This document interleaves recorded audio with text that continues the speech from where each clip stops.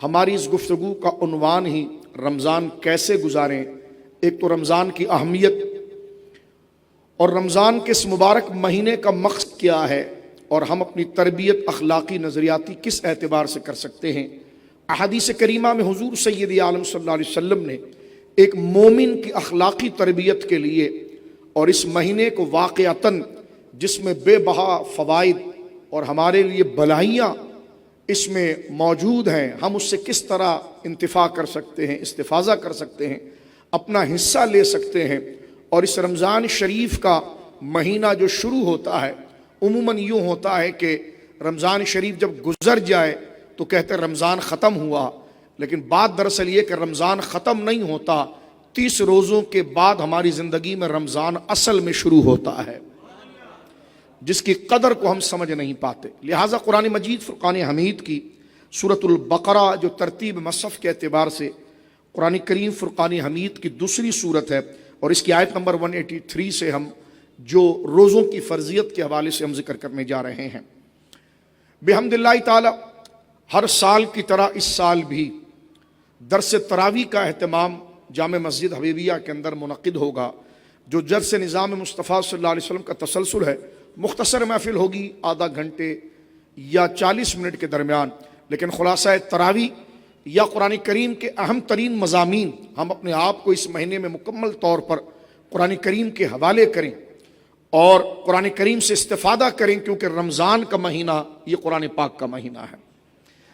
ہم اپنے آپ کو یکسر ہر چیزوں سے کاٹ کر الگ کر کے تلاوت قرآن، معنی قرآن، مفہوم قرآن، احکام قرآن، ہدایات قرآن، یہ کتاب ہدایت جو اصلاً اللہ رب العالمین نے ساری انسانیت کے لیے اللہ رب العالمین اور بالخصوص اہل ایمان کے لیے اتاری ہے، تو ہم اس اپنی مجالس اور اپنی محفلوں کو قرآن کی آیات، اس کے ترجمے، اس کی تفسیر، اس میں ملنے والے احکام کے ذریعے ہم اپنے آپ، اپنی محفلوں کو، اپنی نجی زندگی کو، اپنی خلوت کو ہم قرآن کریم کے حوالے کریں۔ بالخصوص اپنا وقت مسجد کے اندر گزارا جائے، علماء سے جو دروس ملتے ہیں اس میں اپنے علم کے اندر اضافہ کیا جائے، تاکہ ہمارے ذہنوں کے اندر اسلام اور دین سے دوری کی وجہ سے جو اندھیرا ہے اور آخرت کی تیاری سے یکسر ہم غافل ہیں، اور زندگی بڑی تیزی کے ساتھ ہماری گزر رہی ہے اور ہمیں اس کی قدر اور انجام کی فکر نہیں ہے۔ رمضان شریف کا مہینہ تقوی کا مہینہ ہے، احساس کا مہینہ ہے، تربیت کا مہینہ ہے، خود کو تیار کرنے کا مہینہ ہے، سابقہ گناہوں سے استغفار کر کے آگے والے بقیہ زندگی جو رہ گئی ہے اس کو اللہ کی فرمان برداری، اس کی رضا اور اس کے بندوں کے حقوق کی ادائیگی کر کے اپنی آخرت اور جنت کے حصول کا یہ مہینہ ہے۔ سورۃ البقرہ میں اللہ رب العالمین نے اس کو ذکر فرما۔ رمضان شریف یعنی رمضان کے روزوں کی فرضیت سن 2 ہجری میں ہوئی ہے۔ حضور علیہ الصلوۃ والسلام نے اعلان نبوت کیا، 13 سال حضور نے مکے کے اندر گزارے، اور جس وقت ہجرت کر کے آپ مدینہ منورہ آئے، 1 سال گزرنے کے بعد دوسرے سال مفسرین اس بات کو ذکر کرتے ہیں کہ 10 شعبان المعظم یعنی شعبان کے مہینے کی 10ویں تاریخ تھی جب اللہ رب العالمین جل وعلا نے روزوں کی فرضیت کا باضابطہ اعلان فرما دیا۔ بعض مفسرین یہ کہتے ہیں کہ ہر مہینے کے 13، 14، 15 کے جو روزے ہیں ایام بیض کے، یہ روزے پہلے امتوں پر یا پہلے اس شریعت مطہرہ کے اندر فرض کیے گئے یا پہلی امتوں پر یہ فرض تھے۔ 2 اقوال ہیں۔ ایک یہ کہ جناب عاشورے کا روزہ 10 محرم الحرام کا جو روزہ ہے 1 دن کا وہ فرض کیا گیا، لیکن باقاعدہ طور پر باضابطہ جب یہ آیت کریمہ سورۃ البقرہ کی آیت نمبر 183 10 شعبان المعظم کو حضور کے سینے پر نازل ہوئی تو وہ تمام احکام منسوخ کر دیے گئے، اور ایام معدودات پورا مہینہ اب 29 کا ہو چاند کے اعتبار سے یا 30 کا ہو، اس مہینے کو اللہ رب العالمین جل وعلا نے روزے کے لیے منتخب کر دیا۔ میری زبان سے ایک لفظ نکل گیا کہ وہ احکام منسوخ ہو گئے۔ اس سے کوئی غلطی فہمی نہ لے، جس طرح کہ بعض لوگ نادانی میں قرآن کریم پر جب اعتراض کرتے ہیں۔ انشاءاللہ جب ہم حبیبیہ مسجد میں جو درس شروع کریں گے تو اس میں سب سے پہلے قرآن کریم کی حقانیت اور اپنی کم علم یا ذہن کی پستی کی وجہ سے جو اللہ کی سچی کتاب کے اوپر غیر مسلم یا دیگر لوگ اعتراض کرنے کی کوشش کرتے ہیں، تو انشاءاللہ اس کا ہم ایک تحقیقی جائزہ بھی لیں گے، کیونکہ الحاد کا یہ دور شروع ہو چکا ہے دوبارہ۔ لیکن یہاں پر جو میری زبان سے یہ جملہ نکلا ہے، میری بہنیں اور بھائی اس بات کو غور کریں، ناسخ اور منسوخ۔ قرآن کریم فرقان حمید میں اللہ رب العالمین نے خود یہ بیان فرمایا ہے کہ ہم ایک آیات کو اتارتے ہیں، پھر اس کے بعد دوسری آیت کو لے کر آتے ہیں، پچھلے احکام کو ہم منسوخ کر دیتے ہیں۔ ناسخ و منسوخ مراد کیا ہے؟ یعنی پہلے لوگوں کی سہولت، عادت اور اوتار کے اعتبار سے ایک حکم نازل ہوا، اور پھر اس حکم کو جس مقام تک پہنچانا تھا اور اس عمل کو جس درجے تک رکھنا تھا، تو پہلے کچھ درجے تک اس پر عمل کی کیفیت لائے گی۔ اس کے بعد جب لوگ اس میں میچیور ہو گئے اور وقت گزر گیا، تو اللہ رب العالمین نے اس احکام کو، جب وہ بات کی جو ضرورت ہے اس کو نازل فرما دیا اور اس احکام کو منسوخ کیا۔ تو یہ احکام منسوخ ہونے سے مراد نہیں کہ یہ غلط تھے، بلکہ اس وقت کی ضرورت تھے، جب وہ ضرورت اس کی مکمل ہو گئی اور سبق جب آگے کا بڑھنا تھا تو آگے کا سبق دے کر پیچھے کے احکام کو منسوخ کیا گیا۔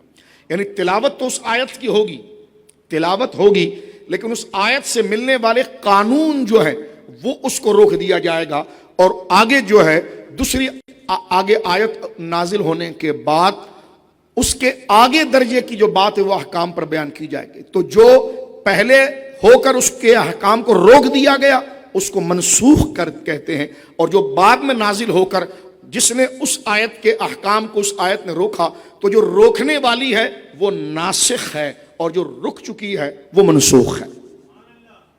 جس طرح میں نے آپ کی خدمت میں ابھی عرض کیا کہ عاشورے کا روزہ فرض تھا، پھر باقاعدہ طور پر جب لوگوں کو روزے کی عادت آئی تو ایام معدودات قرآن نے ذکر کیا کہ پھر پورے مہینے کے روزے باقاعدہ اتار کر اس ضرورت کو مکمل کر کے آگے بات کو لایا گیا۔ اس کو علمی پستی سے یہ نہ سمجھا جائے کہ یہ تو قرآن میں غلط بات تھی اس لیے دوسرے احکام نازل ہوئے، تو یہ ایک عجیب سی بات ہے، ایسا نہیں ہے، بلکہ وہ چیز اس وقت کی ضرورت تھی، جب وہ ضرورت مکمل ہو گئی وہ اس وقت میں بالکل درست تھی۔ اب صلاحیت اور معاملات آگے بڑھے تو اب یہ احکام کی طرف سفر آگے بڑھا۔ تو آیت نمبر 183 سورۃ البقرہ میں اللہ رب العالمین جل وعلا نے اس بات کو ذکر فرمایا کہ یا ایھا الذین آمنوا کتب علیکم الصیام، اے ایمان والو تم پر روزے فرض کر دیے گئے۔ صیام صوم کی جمع ہے، صوم عربی زبان میں روزے کو کہتے ہیں، اس کا معنی ہے رکنا۔ کن چیزوں سے رکنا؟ صبح صادق سے لے کر غروب آفتاب تک عبادت کی نیت کے ساتھ کھانا پینا اور جماع سے رکنا، یہ تین چیزوں سے طلوع آفتاب سے لے صبح صادق سے لے کر غروب آفتاب تک نیت عبادت کے ساتھ کھانا پینا اور شادی شدہ شخص کا جماع سے رکنا بنیت عبادت کے، اس کو صوم کہا جاتا ہے اور اس کو روزہ کہا جاتا ہے۔ یہ روزے کی تعریف ہے۔ فرمایا یا ایھا الذین آمنوا کتب علیکم الصیام، اے لوگو تم پر، اے ایمان والو تم پر روزے فرض کیے گئے، کما کتب علی الذین من قبلکم، جس طرح کہ تم سے پہلی امت پر روزہ فرض کیا گیا۔ روزہ عبادتوں کے اندر بہت بڑی تربیت ہے نفس کی، اور گویا کہ بہت بڑے احکام ہے، اور انسان اگر اپنی اصلاح چاہتا ہے اور اپنے اندر سے برے خیالات جو اس کے اوپر مکھیوں کی طرح وارد ہوتے ہیں، کچرے کی طرح وارد ہوتے ہیں، غبار کی طرح وارد ہوتے ہیں، اور وہ چاہتا ہے کہ میرے دل کو برے خیالات اور میرے دل کا آئینہ برے خیالات کے غبار سے پاک رہے، تو اس عملی مشق کے اندر عبادتوں میں جہاں نماز ہے، روزہ ہے، حج ہے، زکوٰۃ ہے، ان میں روزے کا ایک خاص مقام ہے نفس کی تطہیر کے لیے، دلوں کو آئینے کی طرح اللہ کی یاد اور اس کے نور سے شفاف اور روشن رکھنے کے لیے۔ یہ انشاءاللہ ہم آگے ذکر کریں گے کہ روزے کی اہمیت سے متعلق حضور نے کیا بات فرمائی ہے۔ نفس کی اصلاح کے لیے برے خواہشات اور برے خیالات سے اپنے آپ کو، کیونکہ جب برے خیالات آتے ہیں تو انسان اس کو ایڈوپٹ کر لیتا ہے اور پھر اس کو پریکٹیکل طور پر، عملی طور پر گناہ کے راستے پر چل پڑتا ہے، تو وہ خیالات جو دل میں آ کر جمتے ہیں اس کو جمنے نہ دینے والا اگر کوئی وظیفہ اور مشق ہے تو وہ روزہ اس میں سب سے بڑی پریکٹس ہے کہ جس سے اب دیکھیں، اس لیے قرآن نے کیا ذکر کیا، فرمایا یا ایھا الذین آمنوا کتب علیکم الصیام، اے ایمان والو تم پر روزے فرض کیے گئے، کما کتب علی الذین من قبلکم لعلکم تتقون، تم سے پہلے بھی لوگوں پر فرض کیے گئے تھے، کیوں؟ لعلکم تتقون، تاکہ تم پرہیزگار بنو۔ تو یہ لعلکم تتقون نے بتا دیا پرہیزگاری یعنی صرف ہمارا اور آپ کا ظاہر اللہ سے نہ ڈرے، بلکہ اندر سے بھی اللہ کا ڈر ہو، ہمارا ظاہر اور باطن ہمارا ظاہر ہی اپیرنس، ہمارا ظاہر اور جو ہے وہی گویا کہ صرف اللہ کی عبادت کی طرف نہ ہو، بلکہ انٹرنل اندر طور پر بھی اس کی لذت اور خواہش اور اس کی تحریک، اس عبادت کی لذت اور جذبہ، اخلاص اور محبت امنڈ امنڈ کر آ رہی ہو۔ فرمایا یہ ہے تقوی کہ جب سامنے سے بندہ جب عبادت کر رہا ہوتا ہے تو پیچھے سے اس عبادت کا جذبہ، اس کا شوق کہ کس کے لیے کیا جا رہا ہے، اس کے بینیفٹس کیا ہے، یہ کس کے حکم پر کیا جا رہا ہے۔ فرمایا یہ جو پیچھے سے جذبہ اس کو ابھارتا ہے، یہ ہے تقوی، اور اس تقوی کو لانے کا سب سے بہترین طریقہ اور پریکٹس جو ہے وہ روزہ ہے۔ پھر سن لیجئے، یا ایھا الذین آمنوا کتب علیکم الصیام، اے ایمان والو تم پر روزے فرض کیے گئے۔ صیام میں نے ابھی عرض کیا، صیام صوم کی جمع ہے۔ صوم عربی زبان میں روزے کو کہتے ہیں۔ لٹرلی طور پر صوم کا معنی ہے سٹاپ، رک جانا۔ عربی زبان میں صوم کا معنی رکنا، رک جائیے۔ کس چیز سے رکنا؟ پھر کان کھول کے سن لیجئے۔ صبح صادق یعنی سحری، سحری تو رات کے وقت ہوتی ہے، سحری جو ہے وہ رات کے پہرے میں، جیسی صبح داخل ہوتی ہے جس کو ہم کہتے ہیں کہ روزے کا وقت شروع ہو گیا۔ مثال کے طور پر 4 بجے روزے کا ٹائم شروع ہو رہا ہے تو 3:59 تک رات ہے، اور جیسی 4 بج گیا تو یہ صبح صادق داخل ہو گئی۔ تو اس صبح صادق سے لے کر جب افطار کا وقت ہوتا ہے غروب آفتاب، اس کے دوران بٹوین، اس میں ڈیوریشن یہ جو ہے صبح صادق سے لے کر غروب آفتاب تک، روزہ کس کو کہتے ہیں؟ سن لیجئے، نیت کے ساتھ کہ میں اللہ رب العالمین جل وعلا کی رضا کے لیے اس کے حکم کو مانتے ہوئے میں روزہ رکھ رہا ہوں۔ ہم عموماً کیا کرتے ہیں؟ شہری کے وقت روزے کی نیت کرتے ہیں کہ وہ بصوم غد نویت من شہر رمضان، میں نیت کرتا ہوں کل کے روزے کی۔ یہ زبان سے کہتے ہیں۔ نیت اصل میں قصد القلب ہے، دل کے ارادے کا نام ہے۔ زبان سے بولنا کوئی ضروری نہیں، دل میں بندے نے سوچا کہ کیونکہ سحری بھی ایک نیت کی کہ حکم ہے، کیونکہ جب بندہ سحری کھا رہا ہے تو اس کی نیت یہی ہے کہ میں نے کل، کیونکہ سحری بندہ کھاتا ہے رات کے وقت اور روزہ رکھا جاتا ہے دن کے وقت، اور دن کس وقت شروع ہوتا ہے؟ جب سحری کا ٹائم ختم ہوتا ہے۔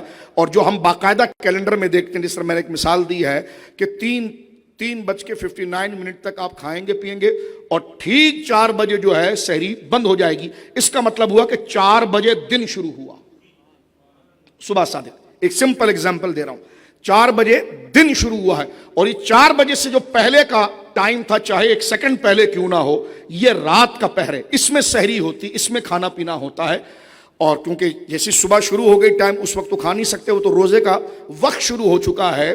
تو روزہ کس کو کہتے ہیں؟ پھر توجہ کے ساتھ سن لیجئے، میں اور آپ دین سمجھنے کے لیے آئے ہیں کہ صبح صادق، جو میں نے 4 بجے کی مثال دی آپ کو، صبح صادق سے لے کر غروب آفتاب تک، غروب آفتاب سے مراد جو روزہ کھولنے کا ٹائم ہوتا ہے افطار کا، صبح صادق سے لے کر غروب آفتاب تک، اس کے درمیان روزے کی نیت، اور وہ نیت عبادت کی، روزے کی نیت کے ساتھ 3 کام سے خود کو روکنا، کیونکہ صوم کا معنی روکنا۔ کس چیز سے روکنا؟ 3 کاموں سے روکنا۔ لیکن یہاں 4 باتیں آ جائیں گی۔ ایک ہے روزے کی نیت۔ اگر کوئی شخص، جس طرح کہ ہمارے فقہا نے لکھا، اگر کوئی شخص پہلے رمضان کا روزہ رکھے اور وہ یہ کہے کہ میں 30 کے 30 روزے کی نیت کرتا ہوں، یہ ٹھیک نہیں ہے۔ ہر روزے کی نیت الگ ہوگی، ہر روزے کی نیت الگ ہوگی۔ اور جو آپ سحری کر رہے ہیں یہی روزے کی نیت ہے۔ ظاہر سی بات ہے، جو رات کو اٹھ کے آپ کھا رہے ہیں تو اس رات کے اس آخری پہر میں کھانے کا کیا منطق ہے؟ کبھی زندگی میں تو آپ اس ٹائم پر 11 مہینے نہیں کھاتے، اس مہینے کیوں کھا رہے ہیں؟ تو آپ کی انٹینشن اور نیت یہ ہے کہ صبح میں نے روزہ شروع کرنا ہے۔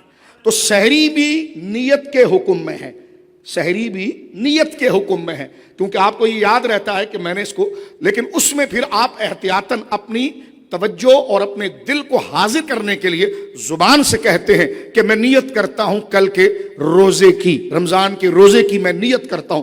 کل کی کیوں؟ اس لیے کہ نیت آپ رات کے وقت کر رہے ہیں، 4 بجے سے پہلے میں فرض کیجئے وہ رات ہی تھی، اس لیے جو 4 بجے سے دن شروع ہو رہا ہے وہ اگلا دن ہے، اس لیے آپ کہتے ہیں کل کے دن کی۔ تو ایک تو آپ سحری کھا رہے ہیں، سحری کھاتے وقت آپ کو یہ پتا ہے کہ میں نے کل روزہ رکھنا ہے، لیکن مزید مستحسن اجر کے لیے، کیونکہ عبادت ہے اور یہ عبادت نیت کے بغیر نہیں ہو سکتی، تو اس میں مزید اپنے آپ کو میچور کرنے کے لیے زبان سے بولنا، کیونکہ زبان بولے گی تو ذہن اگر غافل ہے تو پھر حاضر ہو جائے گا، دل اگر غافل ہے تو پھر حاضر ہو جائے گا. اس لیے زبان سے نیت کرنا شرط نہیں ہے لیکن مستحب ضرور ہے. تو فرض کیجئے میں نے آپ کو کہا کہ 4 بجے دن شروع ہو رہا ہے اور 4 بجے سے پہلے رات ہے جو آپ نے سحری کی ہے. تو 4 بجے سے لے کر آپ غروب آفتاب جو افطار کا وقت ہے اس کے درمیان 4 کام ہیں. 3 سے رکنا ہے، لیکن میں مجموعی طور پر بالکل سمپل انداز میں آسان سے عرض کر رہا ہوں. 4 کام. پہلا کام ہے نیت عبادت، عبادت کی نیت. دوسرا 3 کاموں سے بچنا ہے کہ صبح صادق سے لے کر غروب آفتاب تک کھانے سے، پینے سے اور مجامعات سے، یہ 3 کام سے اپنے آپ کو روک کر رکھنا. روزہ اور عبادت کی نیت کے ساتھ اس کو روزہ کہتے ہیں. ان میں سے کوئی ایک چیز بھی گئی تو روزہ نہیں ہوا. ان میں سے کوئی ایک بھی چیز گئی تو روزہ نہیں ہوا. اب آپ دیکھیے، پھر میں آگے بڑھنا چاہ رہا ہوں، توجہ سے سن لیجئے. یا ایھا الذین آمنوا کتب علیکم الصیام، اے ایمان والو تم پر روزے فرض کیے گئے. روزے کا معنی ہم نے سمجھ لیا، صوم کا معنی رکنا ہے، کیسے رکنا ہے وہ ہم نے بیان کر دیا. کما کتب علی الذین من قبلکم، جس طرح تم سے پہلے لوگوں کے اوپر روزے فرض کر دیے گئے تھے. لعلکم تتقون، تاکہ تم پرہیزگار ہو جاؤ. تقوی کا ایک معنی یہ ہے کہ جو اللہ، اب تقوی کی شکل اور کیفیت کے اعتبار سے اس کے مختلف معنی ہوں گے. میں آپ کو سمجھانے کے لیے اور خود کو سمجھنے کے لیے تقوی جو مراد ہے، کیونکہ لعلکم تتقون، روزے کا بینیفٹ کیا ہے، روزے کا ریوارڈ کیا، روزے کا مقصد کیا ہے؟ تقوی. اب اس تقوی کو سمجھنا ہے تو پھر روزہ خود سمجھ میں آ جائے گا. فرمایا لعلکم تتقون، تاکہ تم جو ہے متقی بن جاؤ. تو تقوی کی سے ہے، اس کا معنی ڈرنا. کس سے؟ اللہ رب العالمین سے خوف رکھنا کہ اگر میں یہ کام نہیں کروں گا تو میرا رب ناراض ہو جائے گا اور مجھے عذاب ہے اس پر، اور میں کروں گا تو اللہ اجر دے گا.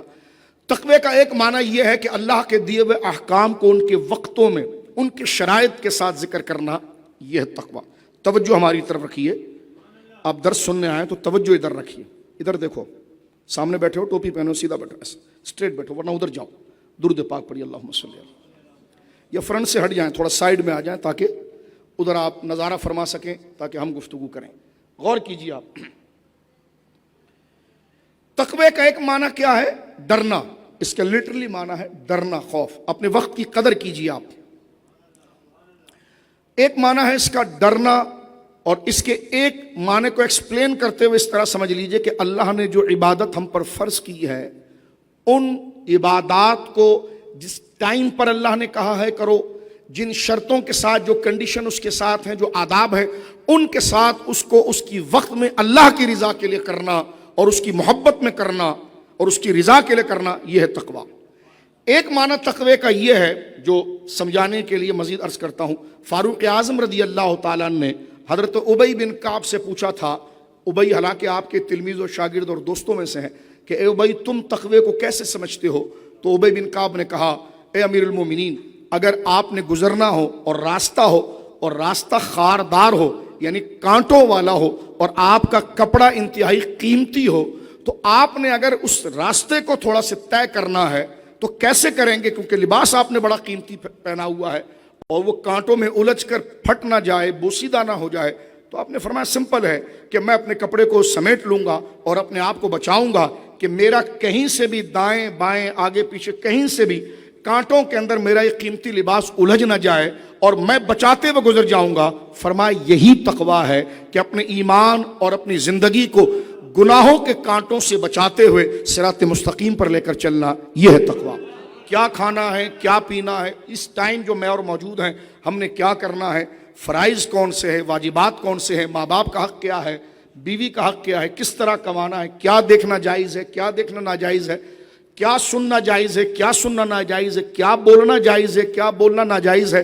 ان تمام خیالات، کیونکہ یہ قیمتی لباس ہے ایمان اور اسلام، اس کو ان باتوں میں الجھانے سے بچانا کہ جو اس کے ٹائم کو ضائع کرے، اور ضائع ہی نہیں معاذ اللہ بلکہ گناہ کی طرف لے کر چلا جائے. فرمایا ان کانٹوں میں الجھاؤ سے اپنے آپ کو بچانے کا نام تقوی ہے.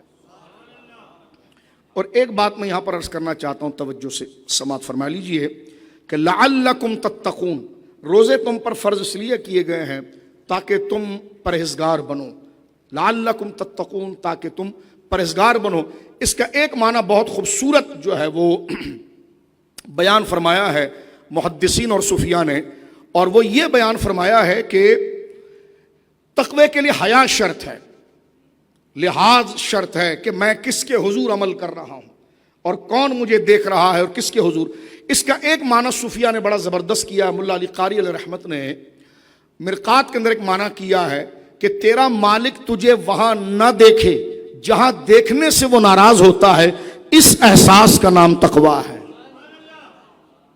تیرا مالک جو تیرا محسن ہے، اس نے تجھے نوازا ہے، رات تیری کیسے گزر رہی ہے، رات کی تنہائی کیسے گزر رہی ہے، یہ جو تو دیکھ رہا ہے، اور تیرے مالک کو اگر پتہ چل جائے کہ اس نے تجھے نعمت انعام دیا ہے اور تو یہ خیانت کر رہا ہے تو تیرے پر کیا، تو فرمایا یہ احساس، تو فرمایا لعلکم تتقون، یہ جو ہے کہ تقوی تم پر روزے اس لیے فرض کیے گئے ہیں تاکہ تم جو ہے وہ پرہیزگار ہو جاؤ، اور تقوی اللہ رب العالمین جل وعلا کی جانب سے تم تقوی اختیار کرو، یعنی ایک معنی آسان ہے تم گناہوں سے بچو۔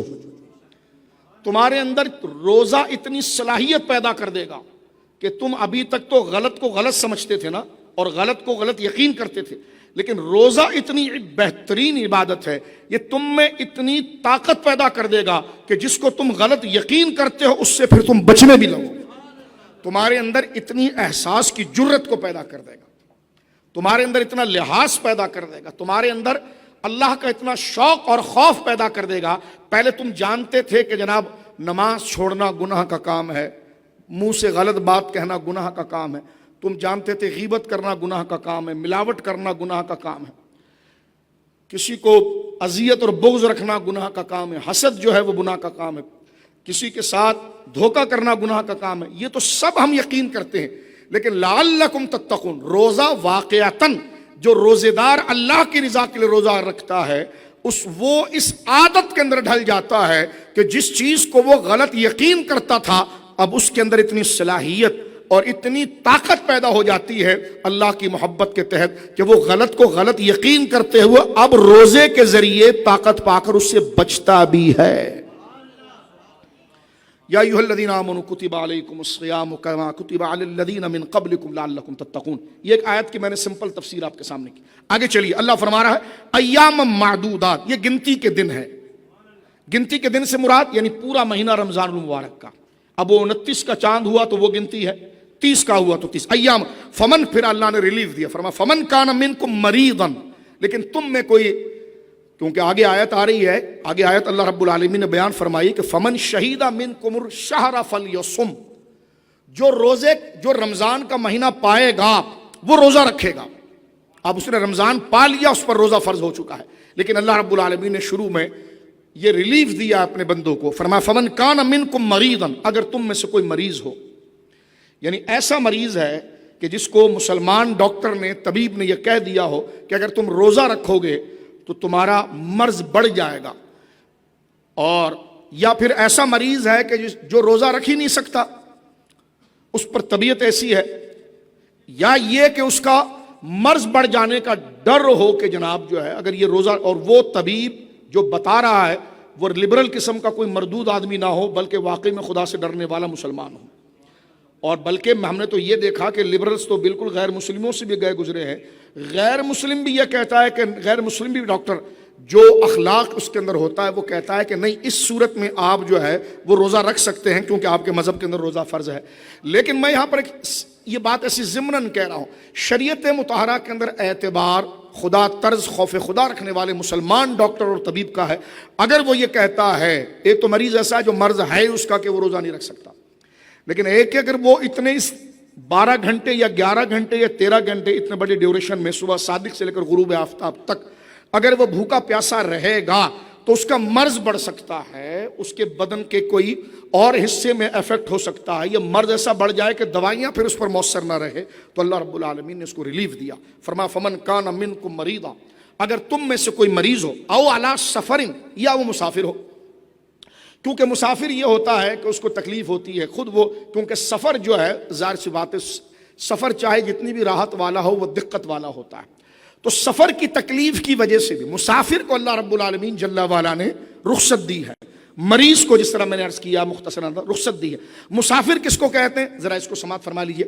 بندہ اپنے شہر، اپنے وطنی اصلی، جہاں وہ رہتا ہے، جہاں وہ پیدا ہوا ہے، جہاں اس کا مکان ہے، جہاں اس کی فیملی رہتی ہے، وہاں سے وہ ایسے علاقے کی طرف جانا چاہ رہا ہے جو اس کے اپنے شہر سے وہ شہر یا وہ جگہ جہاں وہ جانا چاہ رہا ہے ایک احتیاطی کاؤنٹنگ کے اعتبار سے 99 کلومیٹر، کیونکہ 98 پوائنٹ سم تھنگ یہ عدد اس کا کاؤنٹنگ نکلتی ہے، تو میں احتیاطاً بتا رہا ہوں کہ 99 کلومیٹر. توجہ سے سن لیجئے.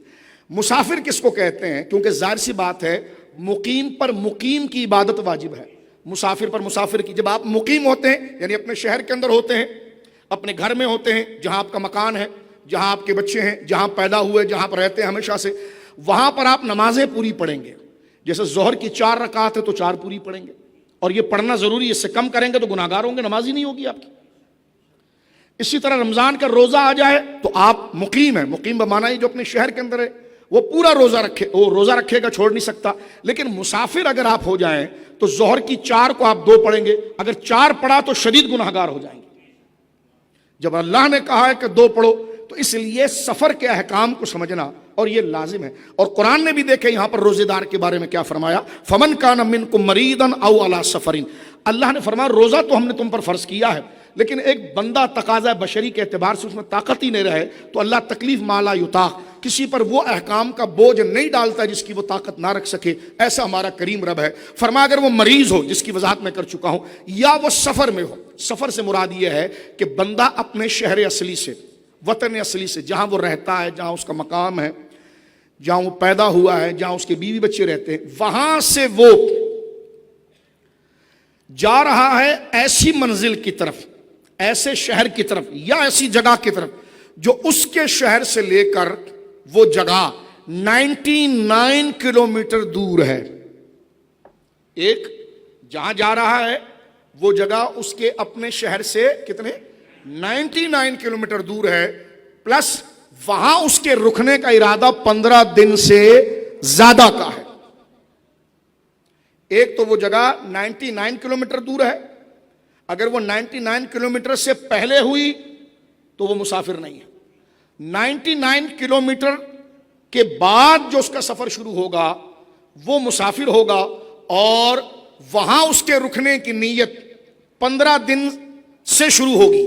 اگر 14 دن ہوئی تو وہ 14 دن ہوئی، یا 13 دن ہوئی تو وہ مسافر رہے گا. 15 دن کی نیت کر گیا تو مقیم ہو جائے گا. لہٰذا وہ اپنے شہر سے ایسے شہر کی طرف جا رہا ہے کہ جو 99 کلومیٹر دور ہے، اور وہاں وہ 15 دن سے کم کی نیت کر رہا ہے، تو 15 دن سے کم کی نیت میں مسافر رہے گا. اور جہاں اگر 15 دن کی نیت کر لیا تو وہ مقیم ہو جائے گا، وہ نمازیں بھی پوری پڑھے گا اور روزہ بھی پورا رکھے گا. اب جب آپ یہ سمجھ چکے ہیں کہ مسافر ہونے کی تعریف یہ ہے کہ اپنے شہر سے کسی ایسے شہر کی طرف، ایسی جگہ پر وہ جا رہا ہے جو 99 کلومیٹر دور ہے پلس، اور وہاں رکنے کا ارادہ اس کا 15 دن سے کم کا ہے، تو اب یہ مسافر ہے. جہاں 15 دن کی نیت کر لیا تو مقیم ہو جائے گا. وہ ایسی ہوگا جیسے اپنے شہر کے اندر ہے. اور ٹھیک وہ اپنے شہر کو جیسی چھوڑے گا. مثال کے طور پر ہم اپنے گھر مکان سے نکلتے ہیں، اور ہمارے کراچی جہاں سے ہم اپنے شہر، جہاں ہمارا شہر اینڈ ہوتا ہے، اس کے بعد ابھی 99 کلومیٹر آیا نہیں ہے، لیکن ہماری نیت کیونکہ 99 کلومیٹر یا اس سے آگے، اس سے کم نہیں، اس سے آگے جانے کی ہے، تو ہم نے ابھی اپنا شہر چھوڑا ہے، ہم مسافر ہو چکے ہیں اس نیت کی وجہ سے. لہذا راستے میں جتنی بھی نمازیں آئیں گی ہم قصر کریں گے. لیکن روزے کا مسئلہ ذرا پھر ایک سن لیجیے. یہاں پر قرآن یہ کہتا ہے کہ مسافر کو اللہ رب العالمین نے روزہ رکھنے کی رخصت دی ہے کہ وہ نہ رکھے، مگر کب؟ جب وہ رات کو شروع ہو چکا ہو. مثال کے طور پر کوئی شخص ایک روزہ اپنے شہر میں رکھ چکا ہے، اور رات کو تو بندہ روزہ نہیں رکھتا، رات کا روزہ تو فرض نہیں ہے، وہ رات کے وقت اس نے سفر شروع کیا، اور جو روزے کا وقت صبح صادق کا آیا وہ حالت سفر میں آیا. اب اس کو رخصت ہے کہ وہ روزہ نہ رکھے تو اس کی اجازت ہے. لیکن اگر اس نے شروع اس ٹائم پر کیا کہ روزہ شروع ہونے کا وقت اس کو اقامت کی حالت میں ملا تھا تو وہ روزہ رکھے گا، کیونکہ اعتبار ہے روزے کے شروع ہونے کا. بات سمجھ گیا؟ مثال کے طور پر صبح 4 بجے روزے کا ٹائم شروع ہوتا ہے. کوئی شخص رات کو 10 بجے نکل گیا اپنے گھر سے یا 3 بجے نکل گیا, اس وقت نکلا ہے کہ جو روزے کا ٹائم نہیں, 3:30 بجے نکل گیا, 3:45 بجے نکل گیا, اور وہ وقت اس کو مل رہا ہے کہ جس میں روزہ شروع نہیں ہوتا, اور وہ مسافری کی نیت کر چکا ہے اور وہ روانہ ہو چکا ہے, تو شریعت مطہرہ نے, کیونکہ اب روزہ اس کو اس وقت مل رہا ہے کہ جس دوران اس پر سفر شروع ہو چکا ہے, تو جب وہ مسافر ٹھہرا تو روزے کی رخصت ہو گئی. لیکن اگر اس نے سحری اپنے گھر میں کی ہے, اب اگر وہ جا رہا ہے 99 کلومیٹر یا اس سے زیادہ 15 دن کے کم کی نیت کے ساتھ, تو اب چاہے 17 گھنٹے کا ہو یا 16 گھنٹے کا ہو, وہ روزہ کنٹینیو کرے گا, کیونکہ اس نے ابتدا روزے کی اقامت کی حالت میں کی تھی. یہ سمپل مسئلہ ہے, بہت آسان سا, کیونکہ سادہ لوگ بیٹھے تھے اس لیے میں نے بہت ڈیٹیل سے بیان کیا تاکہ کل کو کوئی یہ نہ کہے کہ ہمیں مسئلہ سمجھ میں نہیں آیا. فرمایا ایام معدودات, یہ گنتی کے دن ہے, اور ارشاد ہوا آگے فمن کان منکم مریضا, اگر اس میں کوئی مریض ہو, او علی سفر, یا مسافر ہو جس کی وضاحت ہو گئی, فعدۃ من ایام اخر, رمضان شریف کے بعد وہ اپنے روزے کی قضا کر لے. آگے کیا فرمایا, وعلی الذین یطیقونہ فدیۃ طعام مسکین. ایک شخص اتنا بوڑھا ہے کہ عادتاً پریکٹیکل ایسے عمر میں, مثال کو 80 سال عمر ہو گئی, 70 سال عمر ہو گئی, یا وہ اتنا نحیف ہو گیا بڑھاپے میں کہ اس عمر کے اندر صحت کا دوبارہ لوٹ کر آنا اس کی امید ختم ہو جاتی ہے. اس کو فقہ میں کہتے ہیں شیخ فانی, یعنی ایسا بوڑھا شخص کہ وہ بڑھاپے کی اس دہلیز پر پہنچ چکا ہے کہ دوبارہ صحت تو لوٹ کر نہیں آئے گی, تو یہ شیخ فانی ہے. اس کے لیے شریعت مطہرہ کا یہ حکم آگے آ رہا ہے, وعلی الذین یطیقونہ فدیۃ طعام مسکین, اور جنہیں اس کی طاقت نہ ہو روزہ رکھنے کی, وہ بدلہ دیں گے ایک مسکین کے کھانے کا, یعنی ایک صدقہ فطر جو آپ دیتے ہیں وہ ایک. لیکن صدقہ فطر کس کے لیے ہے؟ شیخ فانی کے لیے. شیخ فانی کون ہے؟ اتنا بوڑھا شخص جس عمر میں داخل ہو چکا ہے کہ عادتاً ایسی عمر سے دوبارہ صحت کا بحال ہو جانا ممکن نہیں ہوتا, لیکن اگر صحت بحال ہو گئی تو اب فدیے سے کام نہیں چلے گا, روزے کی قضا کرے گا. اسی طرح عام جو مریض ہوتے ہیں, مثال کے طور پر بخار آ گیا, شدید بخار تھا, یا شوگر ہائی ہو گئی, ڈاکٹر نے روک دیا کہ آپ کچھ دن روزہ روک دیجیے آپ, ٹھیک ہے نا, اور آپ جیسی شوگر کنٹرول ہو جائے گی تو آپ روزہ رکھ سکتے ہیں, تو یہ 1 دن یا 2 دن جو چھوٹے ہیں اس کا فدیہ نہیں, اس کی قضا ہے. فدیہ صرف اس بوڑھے شخص کے لیے ہے کہ جو شیخ فانی ہے, جس کی عادتاً عمر میں وہ صحت لوٹتی نہیں, لیکن اگر وہ صحت یاب ہو گیا اور روزہ رکھنے کی طاقت اس میں آ گئی تو فدیہ بھلے دے چکا ہے, وہ اس کے لیے نفل بن جائے گا اور وہ روزے کی قضا کرے گا. اب یہاں پر یہ ہے کہ اگر کوئی شخص بڑھاپے میں ہے, شیخ فانی ہے, فدیہ نہیں دے سکتا, اس کے پاس پیسہ نہیں ہے, وہ فقیر و مسکین ہے, تو پھر شریعت مطہرہ اس کے بارے میں کہتی ہے کہ وہ اپنے اس گناہ کے اوپر جو اس نے چھوڑ دیا ہے تو وہ تقصیر پر اللہ رب العالمین سے توبہ کرے, تو اللہ رب العالمین اس توبے کو اس کے لیے فدیہ بنا دے گا. اب یہ آیت پوری کلیئر ہو گئی تاکہ اب معنی آپ کے سامنے, یا الذین آمنوا کتب علیکم الصیام کما کتب علی الذین من قبلکم لعلکم تتقون ایاما معدودات فمن کان منکم مریضا او علی سفر فعدۃ من ایام اخر وعلی الذین یطیقونہ فدیۃ طعام مسکین. ٹھیک ہے, اب آگے اللہ فرما رہا ہے فمن تطوع خیرا فهو خیر لہ. ہم نے جو کہا ہے نا کہ وہ مریض روزہ چھوڑ سکتا ہے, اس کو ہم نے اجازت دی ہے, وہ مسافر جس کو ہم نے روزہ چھوڑنے کی اجازت دی ہے, اللہ فرماتا ہے فمن تطوع, اگر وہ نیکی میں زیادہ کرے تو اس کے لیے بہتر ہے, وان تصوموا خیر لکم ان کنتم تعلمون, باوجود اس کو رخصت ملنے کے اگر وہ حالت سفر میں روزہ رکھ لے,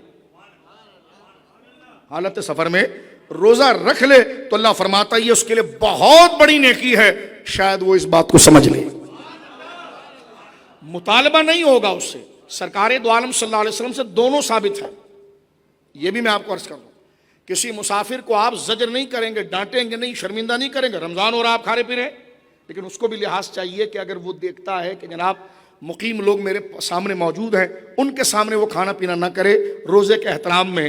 لیکن یہ دونوں چیزیں عمل مصطفیٰ سے ثابت ہے. سرکار کریم علیہ الصلوۃ والسلام نے سفر کی حالت میں روزہ نہیں بھی رکھا اور رکھا بھی, تو یہ دونوں چیزیں قرآن کریم, تو اگر کوئی حالت سفر کے اندر ہے اور میں نے بتا دیا کہ وہ کب اس پر مسافر پر بھی روزہ ہو سکتا ہے، کب؟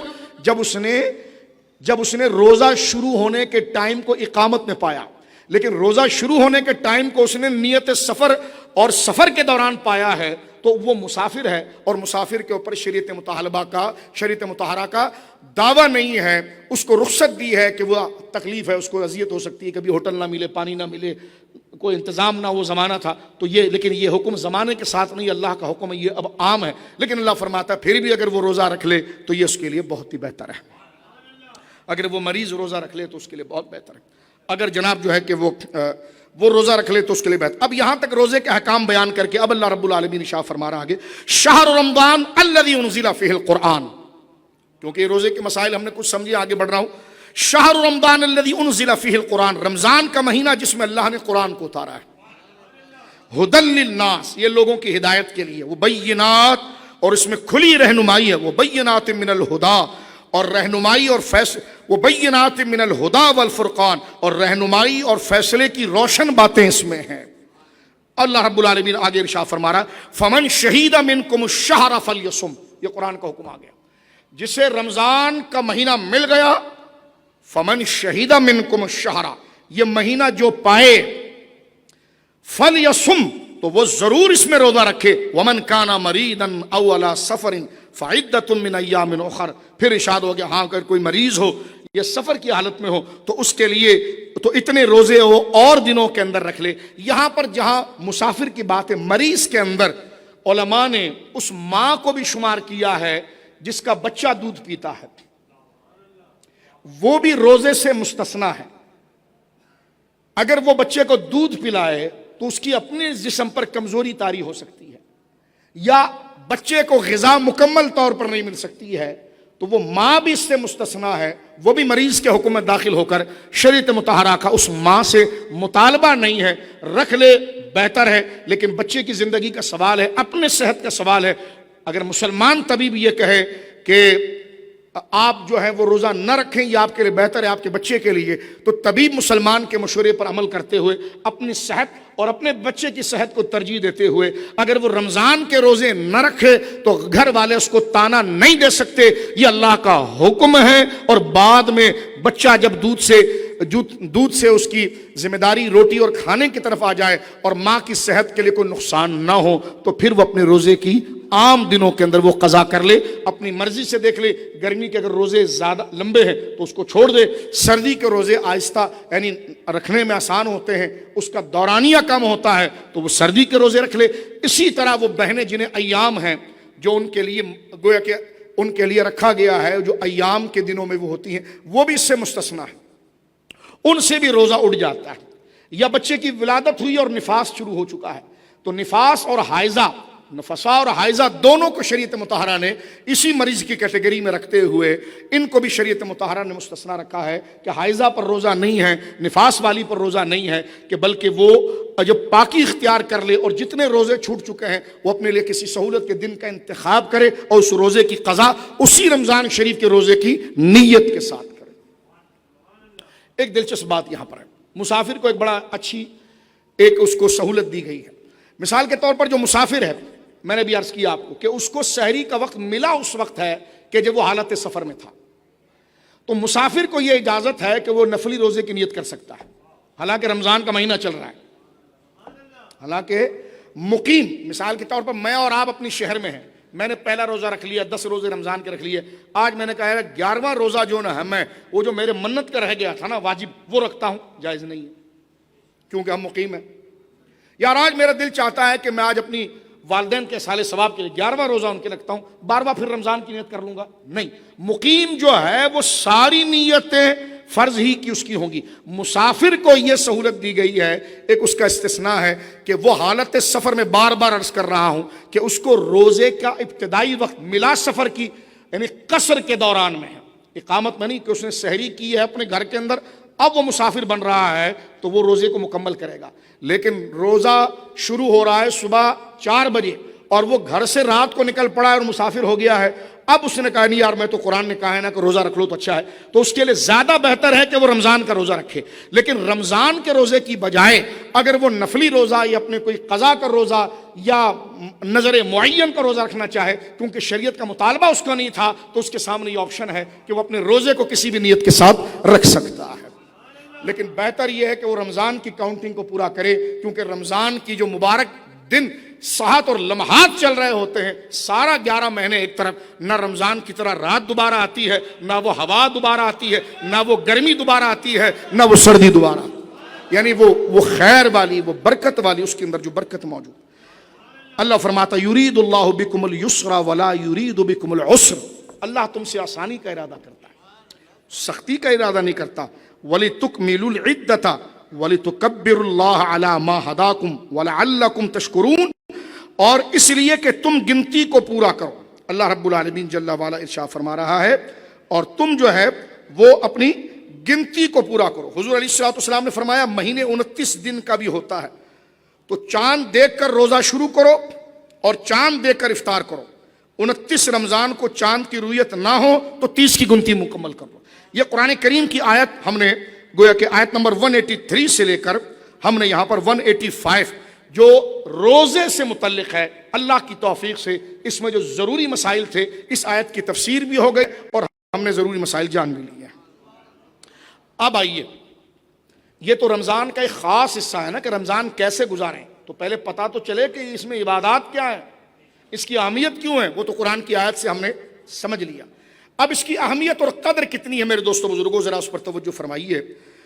امام حاکم نے اس روایت کو نقل کیا، جامع ترمذی میں بھی ہے، اور بڑی زبردست یہ روایت ہے، توجہ کیجیے اور اپنے وقت کی قدر کو جانیے۔ ایک دفعہ نبی کریم علیہ الصلوۃ والسلام اپنے ممبر کے قریب ہوئے، جہاں پر حضور بیٹھ کر خطبہ عطا فرماتے تھے، مسجد کا جو ممبر ہے اس کے قریب سرکار دو عالم صلی اللہ علیہ وسلم ہوئے، اور اپنے صحابہ کو بھی حضور نے قریب کیا۔ جب حضور علیہ الصلوۃ والسلام نے ممبر کے پہلے درجے یعنی پہلے اس کے جو سٹیپ ہے اس پر پاؤں رکھا اپنا مبارک، تو فرمایا آمین۔ پھر حضور اوپر ممبر کے اوپر آئے، جب دوسرے پر قدم رکھا تو پھر فرمایا آمین، اور جب حضور نے تیسرے پر قدم رکھا تو پھر حضور علیہ الصلوۃ والسلام نے فرمایا آمین۔ یعنی ممبر کے 3 جو سٹیپ ہیں اس پر ہر ایک پر ایک تو حضور نے صحابہ کو قریب کیا، صحابہ کو حضور علیہ الصلوۃ والسلام نے قریب کیا ممبر کے، اور پھر ان کو قریب کرنے کے بعد ایک ایک سٹیپ پر جب حضور قدم رکھتے تھے تو سرکار علیہ الصلوۃ والسلام آمین ارشاد فرماتے۔ جب آپ خطبے سے فارغ ہوئے نیچے اترے تو صحابہ کرام نے عرض کی کہ ہم نے آج آپ سے ممبر پر چڑھتے ہوئے ایسی بات سنی جو پہلے کبھی نہیں سنی تھی۔ آپ صلی اللہ علیہ وسلم نے ارشاد فرمایا اس وقت جبریل امین میرے سامنے آئے تھے۔ توجہ سے سنی، جب پہلے درجے پر میں نے قدم رکھا تو انہوں نے فرمایا جبریل نے بددعا کی، ہلاک ہو جائے، برباد ہو جائے وہ شخص جس نے رمضان المبارک کا مہینہ پایا پھر بھی اس کی مغفرت نہ ہوئی، تو اس نے روزہ ہی نہیں رکھا اور اس کی اہمیت کو نہ جانا۔ جبریل نے فرمایا ہلاک اور برباد ہو جائے وہ شخص۔ اللہ اکبر! جبریل امین سید الملائکہ ہیں، معصوم ہیں، اور اللہ کی طرف سے کرتے ہیں، کوئی بات اپنی طرف سے نہیں کرتے۔ یعنی اللہ نے کہا کہ جاؤ اور اس بندے کی بربادی کے لیے بات کرو کہ جو ہماری اتنی بڑی نعمت کو نہیں پہچان فرمایا جس نے رمضان کا مہینہ پایا، روزہ رکھ کر اپنے رب کو راضی نہ کیا اور اپنی مغفرت نہ کروائی، فرمایا وہ بندہ ہلاک ہو۔ تو بددعا کرنے والے، دعائے ضرر دینے والے جبریل ہیں، اللہ اکبر، اور اس کی بددعا، اس کی بربادی پر مہر لگا کر آمین کہنے والے رسول اللہ ہیں۔ رمضان کو ہم ایسی غفلت سے گزار دیتے ہیں اور سمجھتے ہیں کہ شاید جو ہے سارا دن چرتے رہتے ہیں اور کہتے ہیں کہ جناب مجھ سے روزہ نہیں رکھا جاتا۔ اس شوہر اگر روزہ رکھنے پر قادر ہو اور بیوی نے روزہ رکھا ہو، شوہر نے نہ رکھا ہو، بیوی کو کوئی اجازت نہیں ہے اس چیز کی کہ اس کے حرام کام میں شریک ہو کر اس کو کھانا بنا کر دے، کیونکہ اللہ کی نافرمانی میں بندے کی اطاعت نہیں ہو سکتی۔ وہ کہے میں اللہ کی بندی ہوں، میں نہ کھانا دوں گی نہ تجھے پانی دوں گی، کیونکہ شوہر کے اوپر حق اللہ کا ہے۔ شوہر کا حق اس وقت مانا جائے گا جب وہ شریعت کی نافرمانی نہ کرے، اللہ کے دین کی نافرمانی نہ کرے. وہ اپنی بیوی سے کہے کہ تم نماز نہیں پڑھ سکتی، میں تیرا شوہر ہوں، وہ کہے گی خاموش ہو کر بیٹھ جاؤ، تمہارا کوئی حق نہیں ہے، میرے رب کے آگے کسی کا حق نہیں ہے، میں نماز پڑھوں گی. وہ اگر یہ کہے کہ تو نے پردہ نہیں کرنا ہے اور بے حجاب تو نے نکلنا ہے، بیوی اگر یہ بات مانے گی تو گناہگار ہوگی. وہ کہے میں اس کہنے کو نہیں مانوں گی، اس لیے کہ اللہ رب العالمین کا حکم عورتوں کے لیے پردے کا ہے. تو یہ قاعدہ سمجھ لیجئے کہ اللہ کی نافرمانی میں، توجہ کے ساتھ